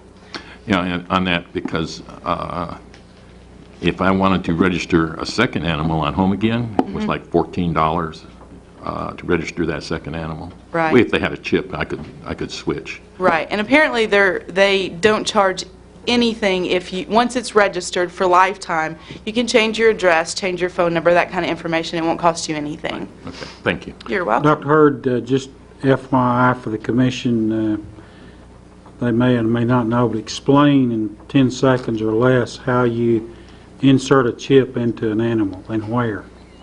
Generally, the chip is placed between the shoulder blades. There's a needle that actually inserts the chip, so the chip is placed in the needle. It's just like a vaccine. You insert the needle underneath the skin and pull the needle out, and there's a plunger that releases the microchip. Very tiny. You'll never even know that it's there. Thank you, ma'am. Unless you lose your animal, of course. Thank you. Any questions of Dr. Hurd on this resolution? I see none. If you're in favor of 10830, press the yes button. Opposed, your no button. You guys just stand close now, don't run off. Everybody voted, wishes to vote, record a vote, please. 23 yes. Thank you. Resolution 10830 is unanimously adopted. Now, we're going to move to 10833. Commissioner Little will be up to you now. Resolution amending the 2007-8 animal control budget to provide up to $16,800 for a new veterinarian tech position. Revenues to come from unappropriated county general funds. Commissioner Tommy Little. Move for approval. Second, Commissioner Russell Little. Public Health Committee report.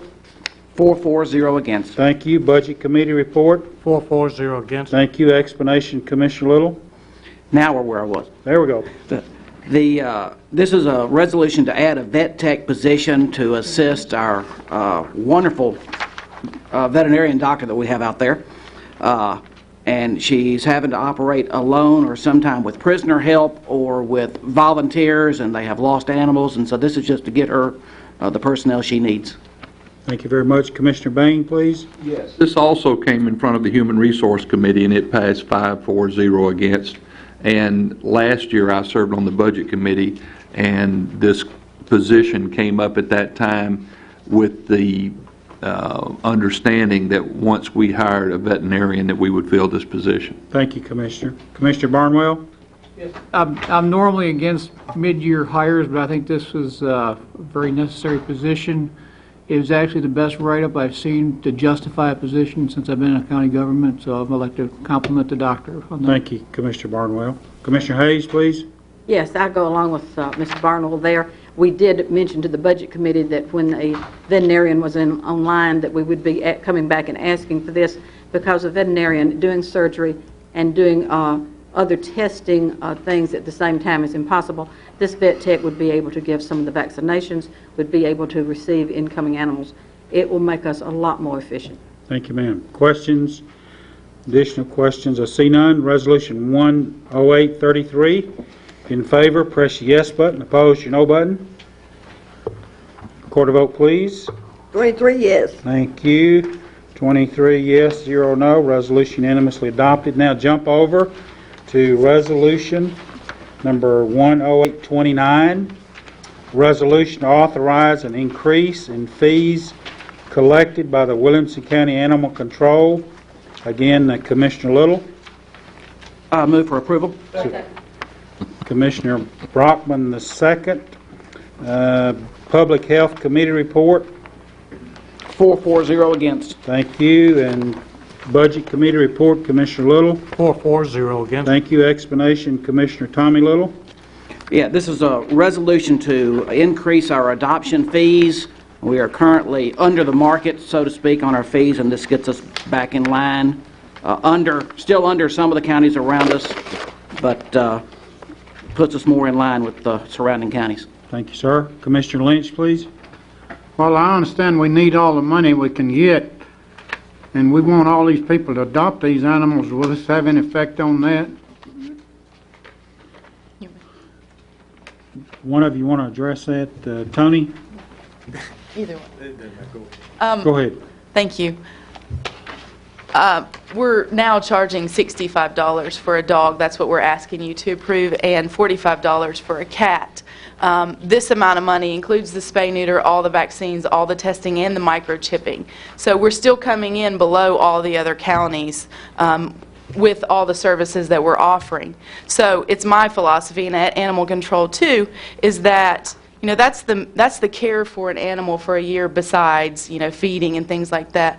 And unfortunately, if you can't afford $65 for a dog, then if something happens to that animal during the year, it's obviously not going to be taken care of. So we feel that it's a reasonable amount of money to ask for these animals. We don't think that it's going to tremendously affect our adoption rate. We are doing a few things to make sure that that doesn't happen, like we're going to start taking credit cards. People carry $35 cash around with them generally, and that's our highest adoption fee now. Our fees are going to increase hopefully to $65, which I never have $65 on me. So hopefully by taking credit cards, that will allow people that don't carry cash to afford the animal. So I don't think that it's going to overall affect our adoption rate. And we do have a lot of people that shop around for the cheapest animals, which is fine. And I believe that they'll still come to us because we're cheaper than the other counties. Thank you. You're Thank you, welcome. Commissioner Lynch. Let's see, Commissioner Para, please. Do you have any idea what that cost is compared to like Happy Tails here in Franklin? Sure. Do you know? We did do a printout on that. Happy Tails adoption fees are around $100, just to make it simple. So that varies a little bit between cat and dog, but around $100. So $65 for an animal, and that's very, cheaper. We're cheaper. We're still going to be cheaper, but healthier animals. Not than Happy Tails, but you know what I'm saying. Commissioner Hayes. Yes, I was one that in the beginning needed to be convinced, because I very much did not want to lose any opportunity for animals to be placed. I believe that a good marketing a strategy will be what we're offering and how much more the animals are going to be healthy. And before, we've been encouraging them to take them to their veterinarian, and they would go through the process of having many of these tests and vaccinations that they will have when they leave. Also, I was very concerned about not getting as high as maybe the pet shops or other people who might be promoting the retail sales. So I feel like we're keeping under that. To quote you the difference here, we were going from 35 and 25 to 65 and 45. We asked for a comparison to be made. We are a little bit higher in what we're asking than Rutherford County, who is 60 for dogs, but we're less than cats that were 60. Metro is $90 for dog and 60 for cats. Happy Tails is $110 for dogs and $95 for cats. Knox County is $75 to $150 and $75 and $150 for cats. Murray County is a little bit less, with $50 a dog and $30 for cat. Williamson, of course, has been $35 and $25. So we're going to be staggered in there, and I think we're still under the radar as far as being a desirable place to come for animals. Commissioner Hayes, report also, these fees have never been increased since we started animal control. I can't remember when they were ever increased, no. And we're just trying to put the money back into the health of the animals. Another thing that has been done, we have been, to save money and to work with the local people, we have been going out and accepting the donated animal food, dog food, cat food, from broken packages at Walmart, Kmart, Co-op, all those things. We also have a program called Paws on Wheels, which we do provide food through Mid-Cumberland for people who are on fixed incomes for their animals. We did not want to lose that opportunity, and yet we have an opportunity for a partnership with Science Diet. Now, as you know, Science Diet is one of the leading science diet dog foods anywhere, and cat foods. They have been recommended by veterinarians, and as you also know, just like in human people, the quality of the food you put in is very important to your health. We have been offered with Science Diet that they will come in and furnish all of our food. All we have to pay is the freight of getting the food here. So we feel like that's very good. That will not only help us in the health of the animal, but that will make waste and cleanup just an unbelievable difference. Thank you, ma'am. Commissioner Hancock, please. Call the question. Question been called for. All in favor, call the question, say aye. Aye. Opposed? 10829 is up for consideration. If you're in favor, press the yes button. Opposed, your no button. Everybody vote who wish to vote. Record a vote, please. 23 yes. Thank you. Resolution is unanimously adopted. Dr. Hurd will allow you to head home. Thank you very much. While we're at it, on a move forward basis, let's take care. The other request was from the two. Let's do the tax freeze first. You keep up with me. Move over to resolution. Help me, Commissioner Hayes. Resolution 10828. We'll pull that forward. Resolution to express the intent of the Williamson County Commission to adopt a property tax freeze as provided for in 2007 Public Chapter 581. Commissioner Hayes, Commissioner Chalfant II. The committee reports that went to the various committees. Budget Committee. 4-0 against. Thank you. Tax Study Committee. 5-4-0 against. Thank you, sir. And Property Tax Freeze Committee. 8-4-0 against. Thank you. Explanation, Commissioner Hayes, please. Yes, as was mentioned, the state did pass with the referendum the adopt the property tax freeze program. We also adopted it here in this meeting. We are planning now to offer the intent or express the intent of Williamson County to adopt this property tax freeze program beginning March the 15th. As you know, we went through the process, and Joey Davis is here tonight if you have any particular questions. It will be, qualifications would be things such as 65 years and older.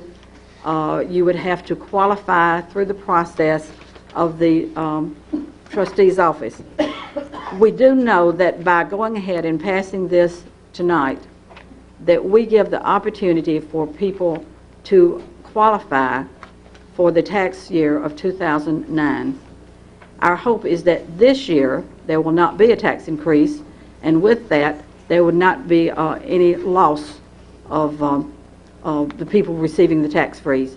So we planned, and we've not had a tax increase now in a number of years, so this would not have applied if we did not have a tax increase. With this proposed tax freeze, we will be given the opportunity for the general public who qualify to come and apply immediately after the passage, March 15th, so they can be ready to see if they qualify for the tax freeze, just as they had voted to request. Thank you, ma'am. Commissioner Barnwell, please. Mr. Chairman, this is basically the July tax rate that we set will be the basis for the first freeze. And we've challenged the Budget Committee to keep the tax the way it is. And I think they can do that. But it gives the public an understanding of that we are going forward with this, and people who qualify will be able to have their taxes frozen based on the July tax rate we set. Thank you, sir. Commissioner Greer, you're one of the sponsors. Any comments? I would agree with what they said.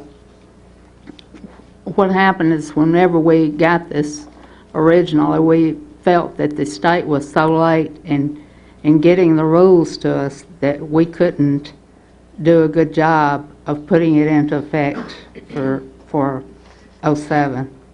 So that's why we decided to delay it till 08. Now we think we can do it properly. Thank you. Thank you, ma'am. Commissioner Green, any comment?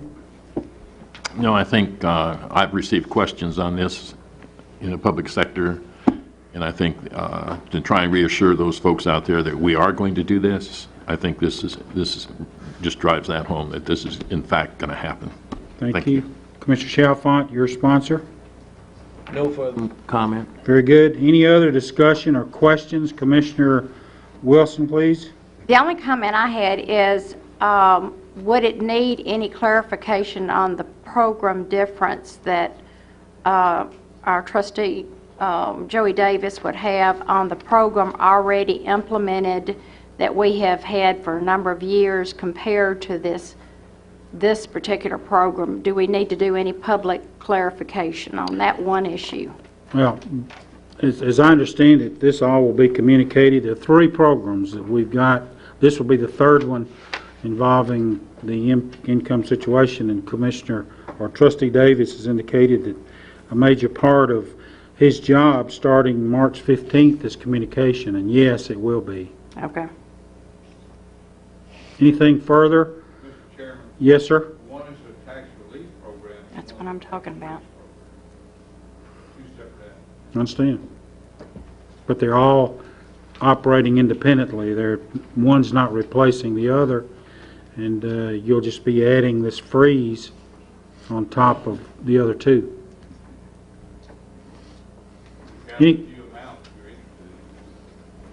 Come on up here. We'll give you your time in the limelight.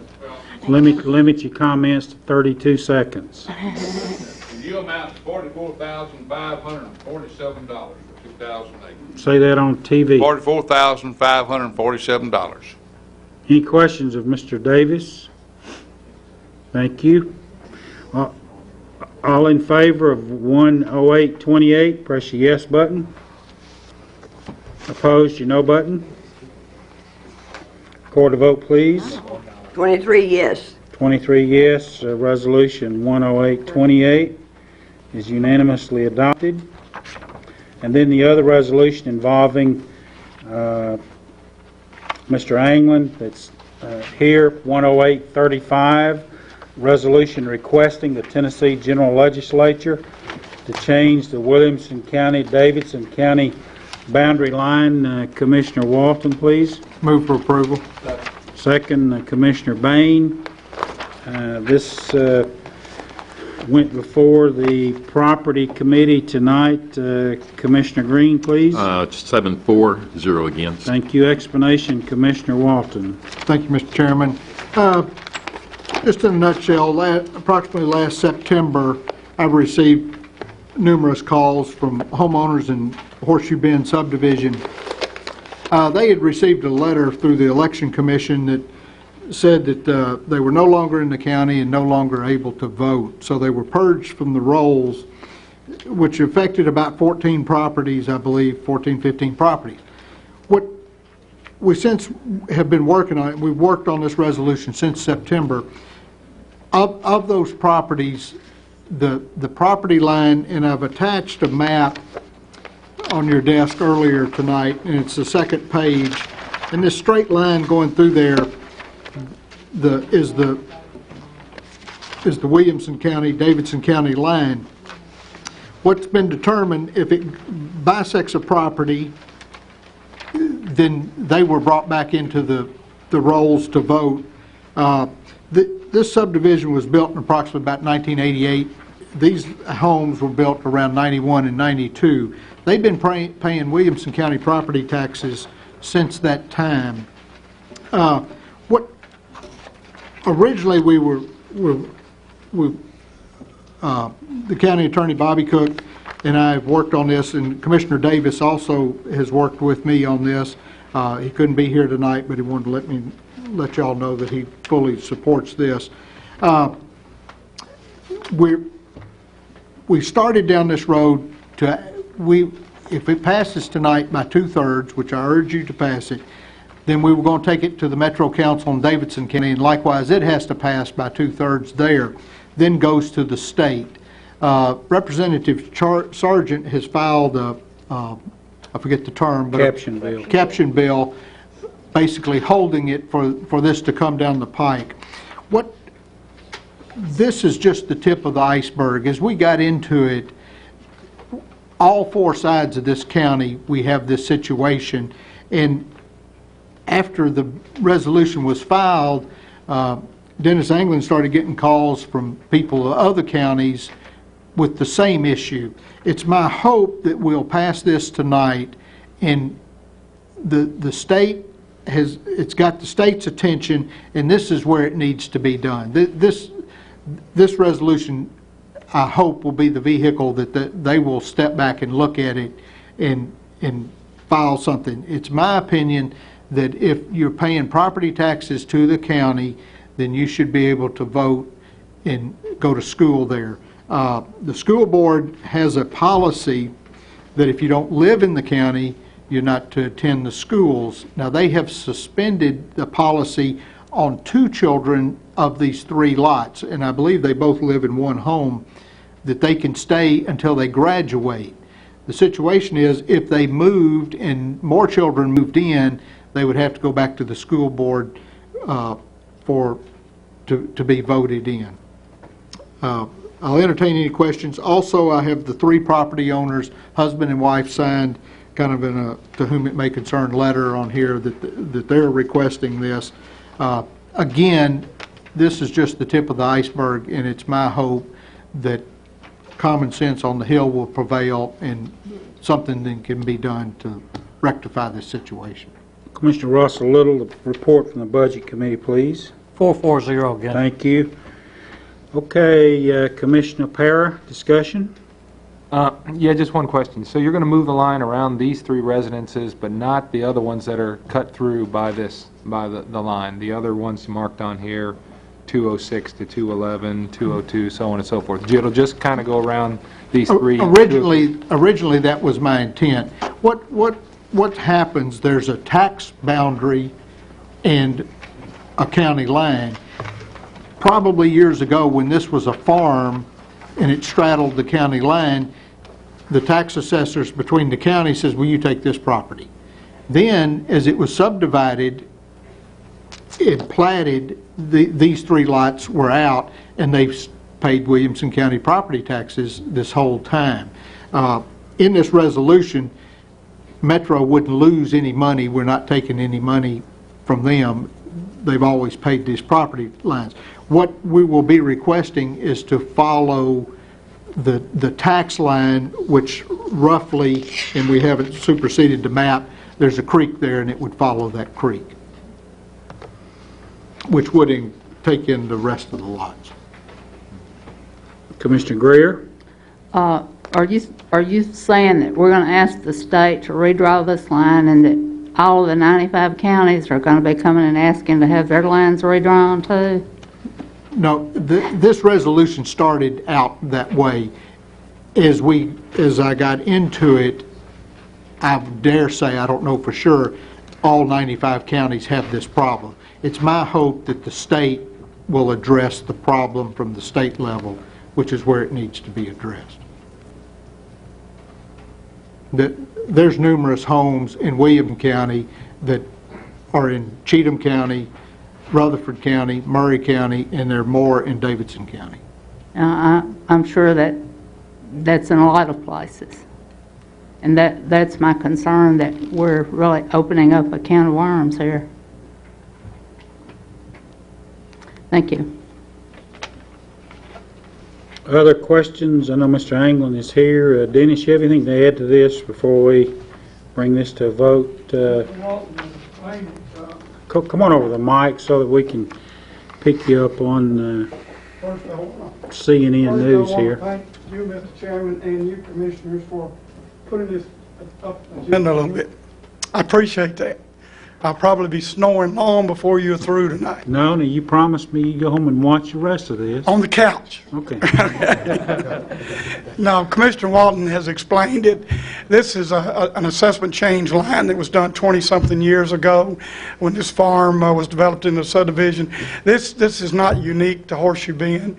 There are other areas in Williamson County on the line that the assessment line has been changed, mainly for when a farm has been developed and it goes over into another county. The two assessors get together. We have that authority to do that, and we can change assessment lines. Of course, we have no authority to change a county line. I think Commissioner Walton is trying to bring this to the attention of the state of Tennessee, that this will create problems, and it has created problems for the school boards, and of course now we find out for those people who are voting in Williamson County who actually live in Davidson, or maybe voting in Cheatham who actually live in Williamson. So I'll be happy to answer any of your questions, but he's explained it very well as to what... Any questions, any further questions of Mr. Anglin on this issue? I see none. If you're ready to vote, 10835. Press your yes button. Opposed, your no button. Requires two-thirds vote for this to be entertained anywhere else. So it requires 16 votes to pass. Record the vote, please. 22 yes and 1 no. 22 yes, 1 no. So the resolution... Just for clarification, it's the Little Harpeth River that's the boundary. It's not a creek. Okay. The Little Harpeth, all right. So noted. I kept looking for the creek, and I kept thinking. Okay, we're back now to 10832. Anybody need a break? Let's take about a 10-minute recess.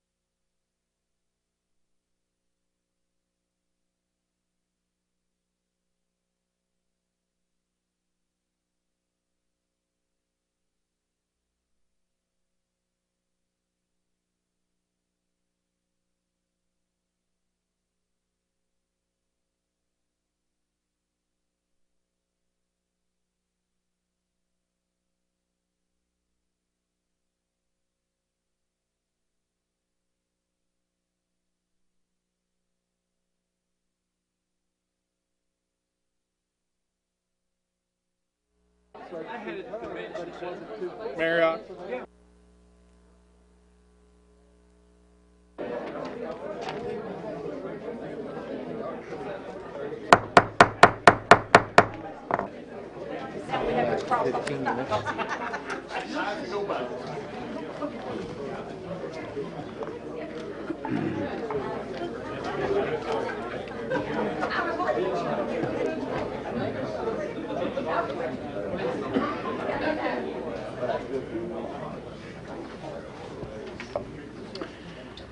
We'll call the meeting back to order after our 10-minute break that lasted about 20 minutes, but we're back in session. Joey Davis has laid at your place. Trustee Davis, if you would, you've handed out some information. Just share with the commission any comments you've got on that, and we'll excuse you for the evening as well. Thank you for that. Thank you, Commissioner, Chairman Aaron, and County Commissioners. What I passed out to you simply, and this website is stapled to the top of that. This is one of the pages we've printed out for you. And if you'll go on there, that will give you most of the information you might need to answer any of your constituents' questions. Obviously, feel free to have them call me. But one of the things on there is the new approved list for 2008. And remember, we're going to consider 2007 income, but this is for 2008. It's $44,570 for Williamson County. Are there any other questions I might answer, Commissioner? I see none. All right. Commissioner Ford? Trustee Davis, I've got one quick question.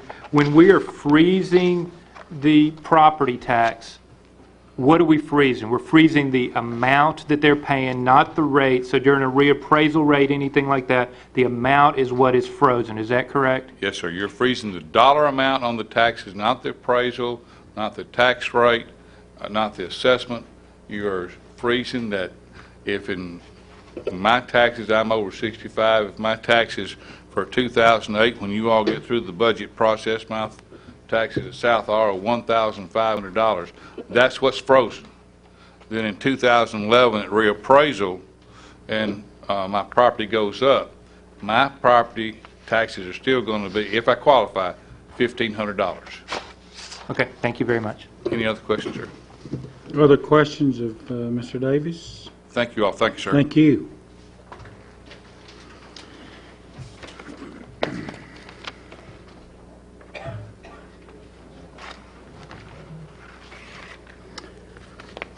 Okay, we're back to resolution number 10832. Resolution appropriating and amending the 2007-8 Election Commission budget by $39,415.04.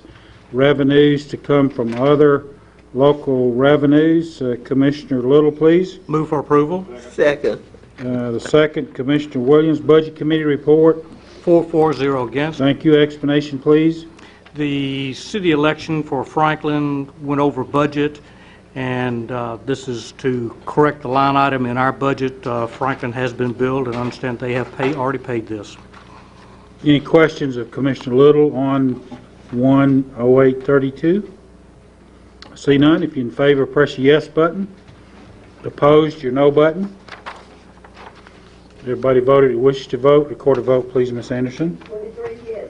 Thank you. Resolution unanimously adopted.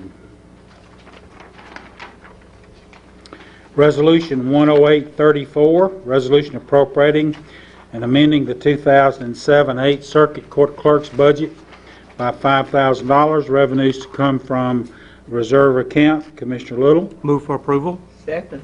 Commissioner Mills, the second. Budget Committee report. 4-0 against. Thank you. Explanation, please, sir. We see these come through for various offices that charge fees. By state law, they're allowed to use those fees within those offices, and the clerk's office is requesting this money to buy computer equipment. Questions of Commissioner Little? I see none. If you're in favor, press your yes button. Opposed, your no button. So everybody voted who wishes to vote. Record a vote, please. 23 yes. Thank you. Resolution is unanimously adopted.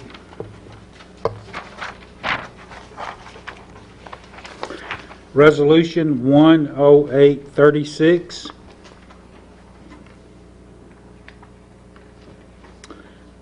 Initial resolution authorizing the issuance of not to exceed $11,125,000 in aggregate principal amount of general obligation bonds of Williamson County, Tennessee. Commissioner Little. Move for approval. Commissioner Williams, the second. Budget Committee report. 4, 0 against. Thank you, sir. Explanation, please. This resolution and the one following it, they're companion resolutions. This is the initial resolution. This is to go out to issue bonds. This one specifically goes for the equipment at Longview and for other equipment and building improvements. The capital outlay notes we did those in November, and part of this bond will go back to repay those capital outlay notes. Thank you, sir. Questions of Commissioner Little? Commissioner Smith, please. Well, this has to do with the initial resolution as well as the two following resolutions. A couple of questions, Mr. Chairman. This resolution, the initial resolution is for general obligation bonds, however, to finance county school building. What is the distinction between the general obligation bonds for county schools and the following resolution of county district school bonds to finance school building? What's the distinction there? Commissioner Little? I'll give that David? to Guru, please. Mr. Coleman, please. Thank you, Mr. Chairman. The school district bonds is a little different name, Commissioner, we're used to call those rural school bonds. And those are any schools that are K through 8. We finance those with rural debt, and therefore people inside the Franklin Special School District do not pay tax on those. If it's a high school, then it falls in the GO, the general obligation. All right. Follow up, Mr. Chairman. Please. Was there a prior initial resolution on the $19,375,000? Or are we not doing an initial resolution? These were all resolutions you had approved earlier for projects. The initial resolution is one that has to be advertised in the paper, I believe that's correct, to give notice for 20 days in case the public wanted to protest that and get a petition. Well, we have an initial resolution for the $11 million, but not one for the $19 million. Yes, so that's correct. Any school bonds do not have to go through that process. Thank you. Other questions of Mr. Coleman or Commissioner Little?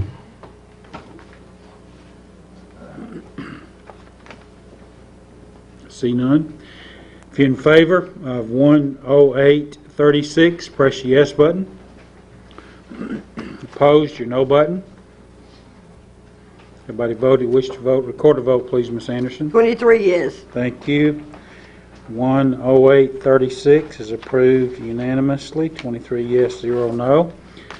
Resolution number 10837, a resolution authorizing the issuance of general obligation bonds, Series 2008, in the aggregate principal amount of not to exceed $11,125,000 of Williamson County, Tennessee, making provision for the issuance, sale, and payment of said bonds, establishing the terms thereof, and the disposition of proceeds therefrom, and providing for the levy of taxes, for the payment of principal of premium, if any, and interest on the bonds. Commissioner Little. Move for approval.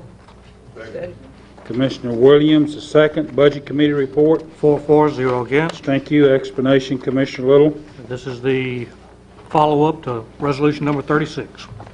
Any questions of Commissioner Little on 10837? I see none. If you're in favor, press your yes button. Opposed, your no button. Everybody voted that wishes to vote. Mr. Lynch Mr. Lynch, green. and Mr. Green. Record a vote, please. 23 yes. Resolution 10837 unanimously adopted, 23 yes, 0 no. Resolution 10838, a resolution authorizing the issuance of county district school bonds, Series 2008, in the aggregate principal amount of not to exceed $19,375,000 of Williamson County, Tennessee, making provision for the issuance, sale, and payment of said bonds, establishing the terms thereof, and the disposition of proceeds therefrom, and providing for the levy of taxes for the payment of principal of premium, if any, and interest on the bonds. Commissioner Little? Move for approval. Who was the second? I'm sorry. Commissioner Barnwell, the second. Budget Committee report. 4 0 against. Thank you. Explanation, Commissioner Little. This is issue bonds for $19,375,000. This is the rural debt portion for schools property. Questions of Commissioner Little? I see none. In favor of this resolution, press your yes button. Opposed, your no button. Everybody voted wishes to vote. Record a vote, please. 22 yes, 1 no. 22 yes and 1 no. So resolution is adopted.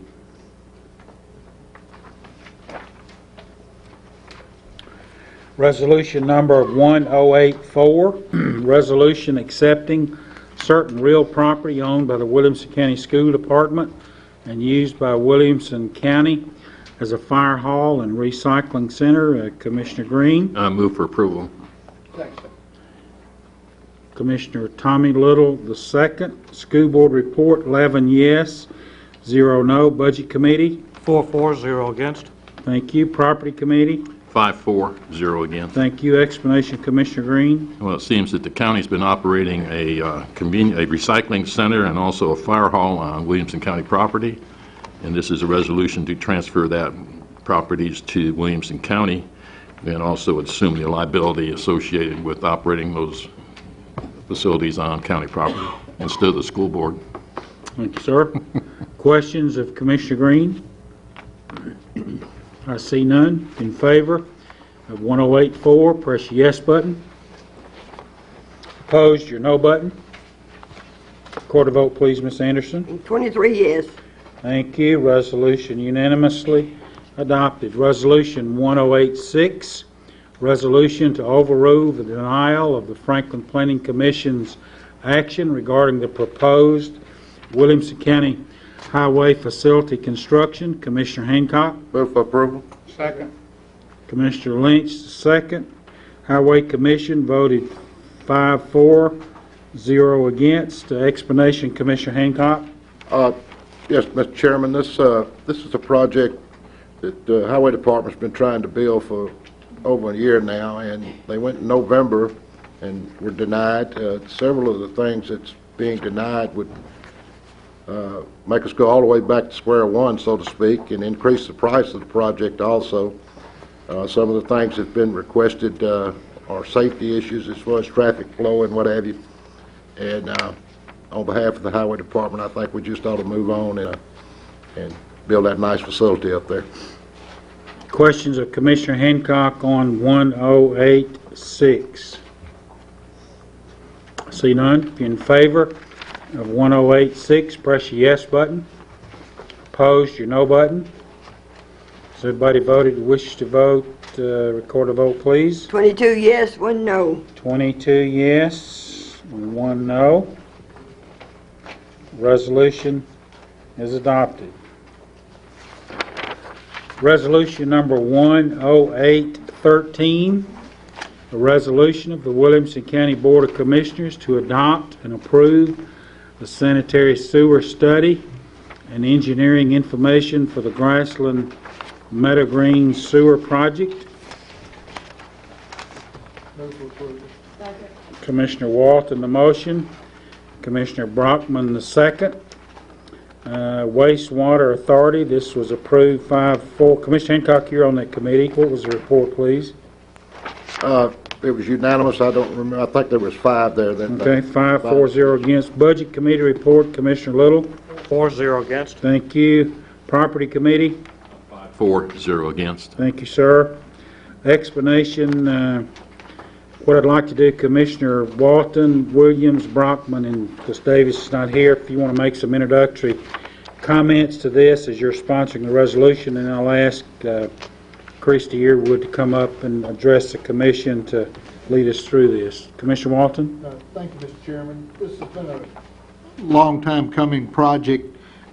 We've got some subsequent resolutions to follow. 5-6 years ago, this commission approved money to lay a trunk line for a sanitary sewer system in these areas. We've been working since that time to gather the easements. We've come up with 14 or 15 temporary and permanent easements that we weren't able to acquire, so we're going to have to go through eminent domain process to acquire those to get this project moving forward. It's a health issue, and this, unless I stand corrected, this first resolution kind of confirms the project that it is a health issue and moves on for the courts. Thank you. Commissioner Brockman, please. Thank you, Mr. Chairman. I will concur with Commissioner Walton. This has been a project that has been moving forward. We have had numerous public meetings. We have had a very diligent work performed by Smith Seckman Reed on this project to make sure that the lines are being placed in the most unobtrusive way for all of the homeowners. This is a project that the community needs, wants. The majority have spoken, and in order to accomplish this, we have to do this final series of condemnations. Not something we want to do, but it is in the best interest of this part of our district, and I support it and hope you will also. Thank you, ma'am. Commissioner Williams, please. I echo Commissioner Walton and Commissioner Brockman. The need, the public health need is there. The majority far outspoken over the minority, and we just need to move this matter forward. Thank you very much. I'd like to call to the microphone now Christy Earwood. And Christy, while you're coming up, Christy has represented the county on handling all these issues, and thank you in advance. I've heard a lot of compliments on the job that you've done, and just want to thank you for your thoroughness. And over the weekend, I might add, as this was published in the paper, if you have any questions, call Commission Chairman Houston Aaron. Christy bailed me out as I was out of town all weekend, so we responded very quickly to several of these. And Christy, thank you for doing that. And with that said, lead us through what we need to do tonight to get to where you need to have us be. Thank you, Mr. Chairman. I'll be glad to, and I'll try and be as brief as possible. You do have a number of resolutions, and thank you to Commissioners Walton, Brockman, and Williams for doing part of the introduction for me. I appreciate that. The first resolution that you have, 10813, is, as Commissioner Walton said, it's a public purpose statement. As you know, back in 03, Smith Seckman Reed was hired by the Wastewater Authority to do a study of not only this part of the grassland area, but also up in the Battlewood area. And that study recommended certain infrastructure changes so that these failing septic systems can be taken offline. The two different utility areas were Cartwright Creek, they're private corporations, they're not districts, and Linwood Utility. Of those two, only Linwood had capacity in their treatment plant. And so that's why this area was focused on by the Commission. And so what this resolution does is it confirms the findings of Smith Seckman Reed that were adopted by the Wastewater Authority in October of 03. You also have attached to the resolution a memorandum from Bo Butler, who is our main engineer on the project, indicating why he chose the location for these lines, why they were necessary, the fact that we tried to avoid permanent easements at all costs, and we only had to go this route when there were things such as drainage, conveyances, and other things, water lines, existing water lines, that we just could not avoid in order to stay in the county right-of-way. Attached to the resolution as well are the locations of the lines broken down by the 4 subdivision areas. And then you also had available to you to review prior to the meeting the full set of plans and the sewer study itself, which were on display in the clerk's office and have been since we filed the resolutions.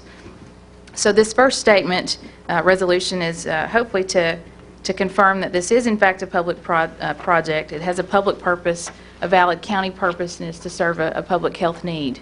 And it kind of sets the stage for then moving into the next resolutions. There are 14 properties that we're seeking authority to condemn. The property address is in the title of the resolution and then the property owner's name. And then at the bottom, it has the value that's been assigned. As you know, the General Assembly changed the law, I believe in the 06, that required that we had to have certified appraisals before we could even file petitions for condemnation now. And so we have those. And attached to each one of the individual condemnation resolutions is a description of the property. Where they're all the permanent easements, there are also temporary easements, and that's just for construction that will expire at the end of construction on that lot, and only the permanent easement will remain. You also have a map showing the location of the easement, and then attached to that, I've attached the summary of the findings of the appraisal. The appraisals obviously are quite lengthy, but I just attached the certified appraisal summary. So you have that information showing the value that's been assigned. This amount will be tendered into court upon filing of the petition. And one thing that we don't, since we don't condemn an awful lot around here at this level, I may have to come back with you once these are filed for discussions about the value, and we may have to go into closed session. So I'm just giving you a little heads up. Hopefully not. Hopefully these will be quick. But each one of these resolutions deals with a separate property. There's only one that is only a temporary easement, and that's because it's just in a location on Berry's Chapel where we couldn't, frankly, be out in the road. It's going in the right-of-way, the line is. But the temporary easements are needed, so we have a little working room for construction. Where we can't get temporary easements, we're just going to be basically out in the road, not damaging the road. Mr. Superintendent, who's out in the back there. But there's one instance we just couldn't be in the road because of the location on Berry's Chapel, so that's why we're condemning a temporary easement only on this one property, because we just couldn't get it. And I want to assure you that we have contacted these folks numerous times, been through public meetings, sent certified mail, sent regular mail over almost a 2-year period. Some of these folks, I've sat in their living rooms. There are residents who live in these areas who have gone door to door. They've worked tirelessly for this, and they have granted their easements. And so this is a last resort. As Commissioner Brockman said, we don't like to do this, but at the same time, we don't want to uphold almost 450 residents from getting public sewer because of a handful. And so that's why we're here today. Christina Doherty of the Harpeth Law Group, my law partner, and I, we have the petitions drafted because this is a matter of time is of the essence, is my understanding from the residents that live there. So if you do approve these, we have them prepared and can go forward in a fairly short order. And Mr. Chairman, I can answer any questions. For the record, Christie, also report that each one of these, I will be reading it into the record. That's a requirement that we'll have to follow tonight. And secondly, address the issue as we adopt these tonight. There's still room to negotiate between now and the time you actually file. So with our adoption tonight, you could have further discussions, because I received an email just this afternoon that there's a person that once we condemn this tonight could very well come to you later tomorrow before you file this to, in effect, come to the table. And you will continue to do that. That's absolutely correct. In fact, there are 2 or 3 folks who have contacted me who they're interested in perhaps in granting the easement, but they wanted some additional terms, or they had some concerns about, for instance, some large trees that are in the easement area. So this is on the agenda. I'm asking you to pass it this evening, but by no means will I file the petition if I think there's any opportunity at all to negotiate and avoid this process. With obviously, to avoid it would be the quickest and in the best interest of the county and probably these residents as well. So absolutely, Mr. Chairman, thank you for bringing Thank you, ma'am. 10813, this is the conceptual process that we're starting, and then we'll address each of the individual resolutions. Any further questions on 10813? If there are none, if you're in favor of this resolution, press your yes button. Opposed, your no button. Everybody voted who wished to vote. Record a vote, please. 23 yes. Very good. Resolution 13, 23 yes, and 0 no. Resolution number 10814, resolution authorizing the Harpeth Law Group, PLLC, on behalf of Williamson County, Tennessee, to initiate condemnation proceedings for sanitary sewer easements on property located at 1824 Hillsborough Road, Franklin, Tennessee, for the Grassland Meadowgreen Sewer Project. Second. Commissioner Walton, the motion. Commissioner Brockman, the second. All of these, were they not were approved by the wastewater authority 5-0? Yes, they were, Mr. Chairman. Thank you. Budget committee, please. All of them were passed 4-0. Okay. And property, Commissioner Green? All of them were passed 5-0. Okay, all right, so we'll make that note as we go forward. Any discussion on 10814? See none? In favor, press your yes button. Opposed, your no button. Record the vote, please. 23 yes. Thank you. Resolution 10814 unanimously adopted. Resolution 10815, resolution authorizing the Harpeth Law Group, PLLC, on behalf of Williamson County, Tennessee, to initiate condemnation proceedings for sanitary sewer easements on property located at 220 Stable Road, Franklin, Tennessee, for the Grassland Meadowgreen Sewer Project. Second. Commissioner Williams, the motion. Commissioner Walton, the second. The report from the Wastewater Authority was 5-4, 0 against. Budget Committee, 4-4, 0 against. Property Committee was unanimous, 5-4, 0 against. Discussion on 10815. See none? If you're in favor, press your yes button. Opposed, your no button. Everybody vote that wishes to vote. Record a vote, please, Ms. Anderson. 23 yes. Thank you. Resolution is unanimously adopted. Resolution 10816, resolution authorizing the Harpeth Law Group, PLLC, on behalf of Williamson County, Tennessee, to initiate condemnation proceedings for sanitary sewer easements on property located at 321 Cotton Lane, Franklin, Tennessee, for the Grassland Meadowgreen Sewer Project. Commissioner Brockman, the motion. Commissioner Walton, the second. And again, Wastewater Authority, 5-4, 0 against. Budget Committee, 4-4, 0 against. Property Committee, 5-4, 0 against. Further discussion on 10816. I see none. If you're in favor, press your yes button. Opposed, your no button. Has everybody voted? Please record the vote, Ms. Anderson. And 23 yes. Thank you. 10816 is unanimously adopted. Resolution 10817, resolution authorizing the Harpeth Law Group, PLLC, on behalf of Williamson County, Tennessee, to initiate condemnation proceedings for sanitary sewer easements on property located at 2127 Heartland Road, Franklin, Tennessee, for the Grassland Meadowgreen Sewer Project. Commissioner Walton, Commissioner Brockman, the second. The report of the committees. The Wastewater Authority, 5-4, 0 against. Budget Committee, 4-4, 0 against. Property Committee, 5-4, 0 against. Any questions? Further discussion on 10817? I see none. If you're in favor, press the yes button. Opposed, your no button. Record the vote, please. 23 yes. Resolution 10817 is unanimously adopted. Resolution 10818, resolution authorizing the Harpeth Law Group, PLLC, on behalf of Williamson County, Tennessee, to initiate condemnation proceedings for sanitary sewer easements on property located at 1815 Hillsborough Road, Franklin, Tennessee, for the Grassland Meadowgreen Sewer Project.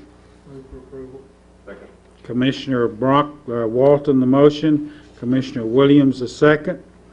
Wastewater Authority, 5-4, 0 against. Budget Committee, 4-4, 0 against. Property Committee, 5-4, 0 against. Questions on 10818? I see none. If you're in favor, press your yes button. Opposed, your no button. Everybody voted.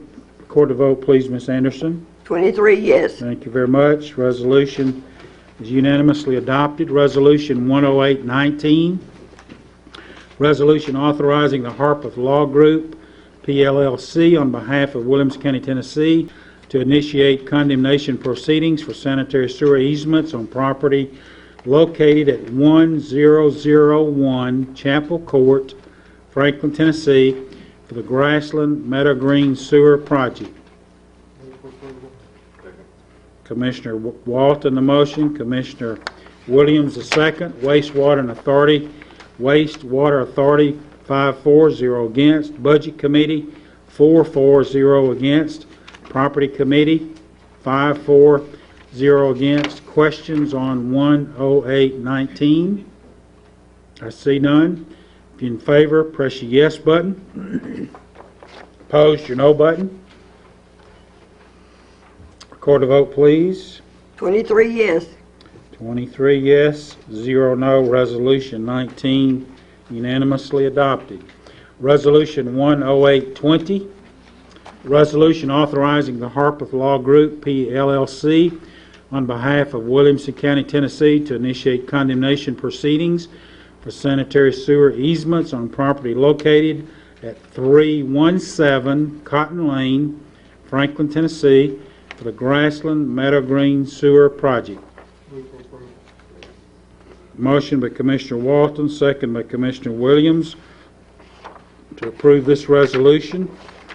The report of the committees: the Wastewater Authority, 5-4, 0 against. Budget Committee, 4-4, 0 against. Property Committee, 5-4, 0 against.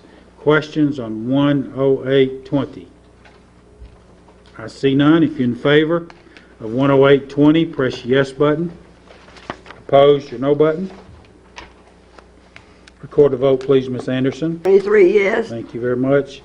Resolution unanimously adopted. 10821, resolution authorizing the Harpeth Law Group, PLLC, on behalf of Williamson County, Tennessee, to initiate condemnation proceedings for sanitary sewer easements on property located at 355 Stable Road, Franklin, Tennessee, for the Grassland Meadow Green Sewer Project.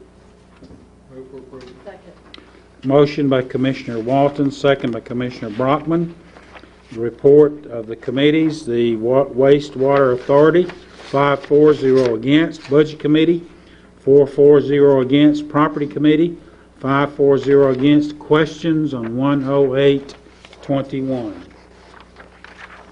I see none. If you're in favor of 10821, press your yes button. Opposed, your no button. Record the vote, please. 23 yes.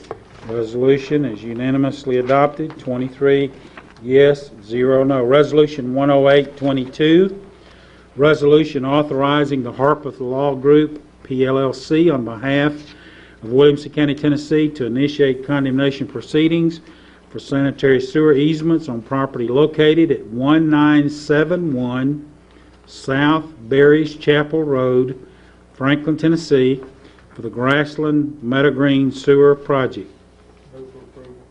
Second. Motion by Commissioner Walton, second by Commissioner Brockman. This be adopted. Wastewater Authority, 5-4, 0 against. Budget Committee, 4-4, 0 against. Property Committee, 5-4, 0 against. Questions on 10822?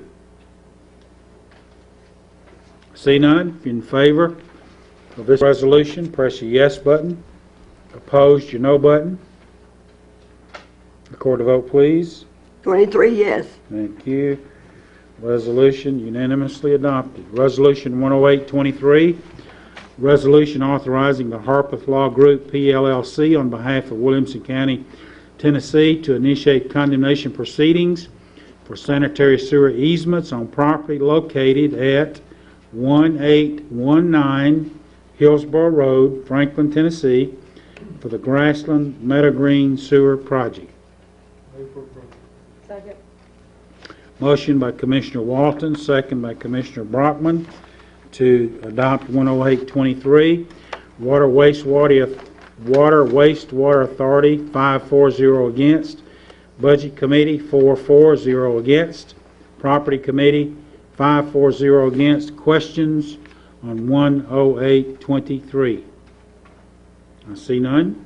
If you're in favor, press your yes button. Opposed, your no button. Everybody voted that wishes to vote. Record the vote, please. 23 yes. 23 yes, 0 no. Resolution is unanimously adopted. Resolution 10824, resolution authorizing the Harpeth Law Group, PLLC, on behalf of Williamson County, Tennessee, to initiate condemnation proceedings for sanitary sewer easements on property located at 1820 Hillsborough Road, Franklin, Tennessee, for the Grassland Meadow Green Sewer Project.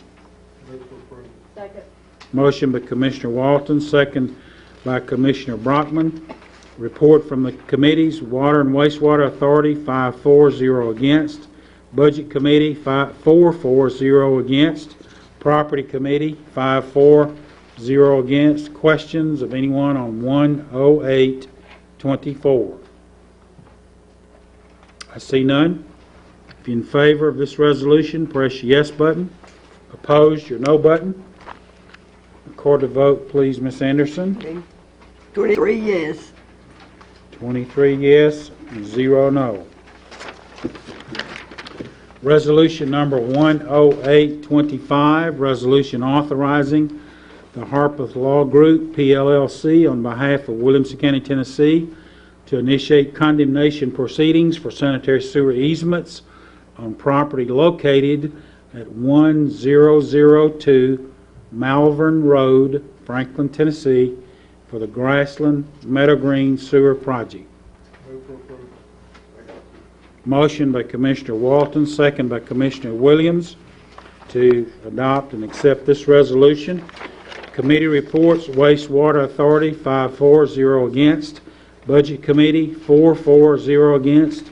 Property Committee, 5-4-0 against. Any questions on 10825? I see none. If you're in favor, press your yes button. Opposed, your no button. Record a vote, please. 23 yes. 23 yes, 0 no. Unanimous adoption of 10825.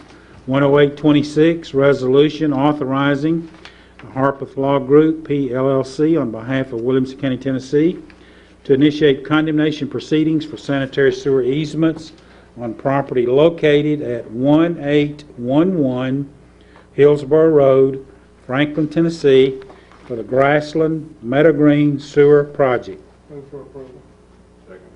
Commissioner Walton, the motion. Commissioner Williams, the second. Report from the committees: the Water and Wastewater Authority, 5-4-0 against. Budget Committee, 4-4-0 against. Property Committee, 5-4-0 against. Questions on 10826? I see no questions. If you're in favor of this resolution, press your yes button. Opposed, your no button. Record the vote, please. 23 yes. Thank you. Resolution 26 is adopted unanimously, 23 yes and 0 no. Resolution 10827. Resolution authorizing the Harpeth Law Group, PLLC, on behalf of Williamson County, Tennessee, to initiate condemnation proceedings for sanitary sewer easements on property located at 1712 Hillsborough Road, Franklin, Tennessee, for the Grassland Meadow Green Sewer Project. Move for approval. Second. Commissioner Walton, the motion. Commissioner Brockman, the second. Questions, discussions? Christie, I think this is where I want to ask you, how big is this piece of property? It's approximately this big, the easement. Would you show us one more time? It's approximately this big. So this piece of property we're talking about is something roughly this size we're having to condemn. 003 acre, 0.003 of So, an acre. any other questions on 10827? If you're in favor, press your yes button. Opposed, your no button. Record the vote, please. 23 yes. 23 yes, 0 no. Council, anything you'd like to say at this point? No, sir, I thank you for your indulgence in doing those individually, and I will keep you posted. Thank you. Any questions of council on this before we move on? I see none. Thank you very much. We've already taken care of 29. We're now up to 10831. Resolution authorizing the Williamson County Mayor to enter into a sales agreement and all other documentation with the Tennessee Valley Authority for the sale of a right-of-way permanent easement to be used by TVA for the installation and maintenance of utility lines. Commissioner Green, please. Move for approval. Second, Commissioner Little. Property Committee report. 5-4, 0 against. Thank you. Budget Committee report, Commissioner Little. 4-4, 0 against. Thank you. Explanation, Commissioner Green. TVA is requested to purchase a permanent easement running almost parallel to Long Lane on the Long Lane end of the complex out there for the installation and maintenance of utility lines and provide electrical service to the surrounding area. And we need to enter into an agreement with the TVA and allow the mayor to enter into sales agreement with the TVA. Thank you, sir. Commissioner Smith, please. What's the nature of the structure of the lines that are going to be installed out there? Mayor.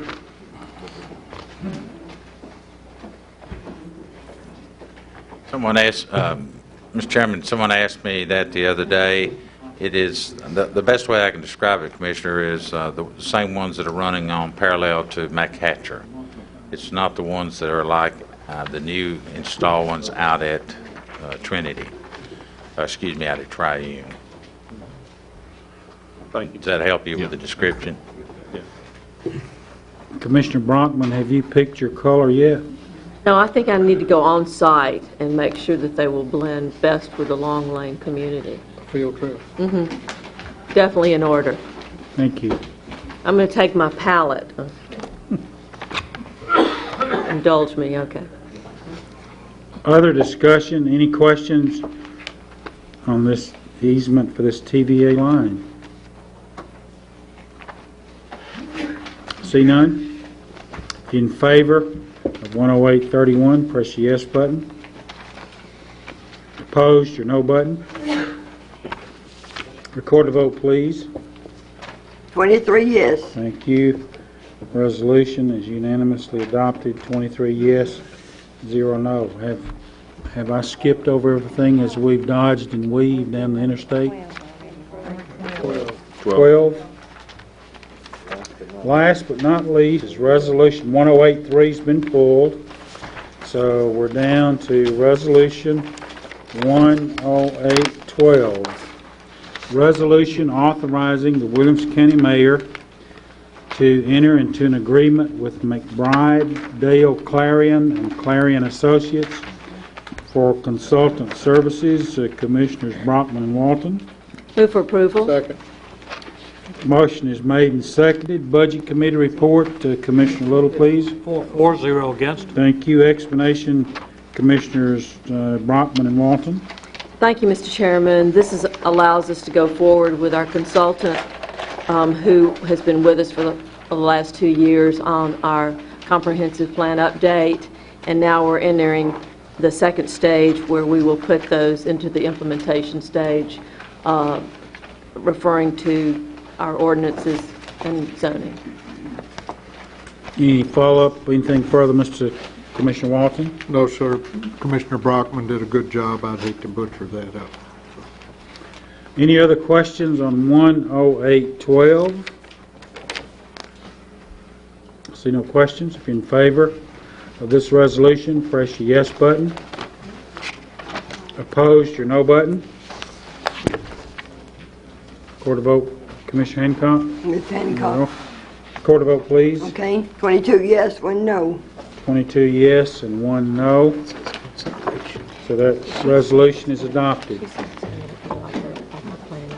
think that covers all the resolutions that we've had to take into consideration tonight, and please, as you leave, remember to let Randolph know by Friday if you can come. If you know you can't, then just go ahead and let her know. And then please remember the filing that's due to the State Ethics Commission. If you have any questions, feel free to give me a call or call call Judy on that number. I'll entertain a motion to adjourn. All in favor, say aye. Thank you very much. We're in adjournment till next month.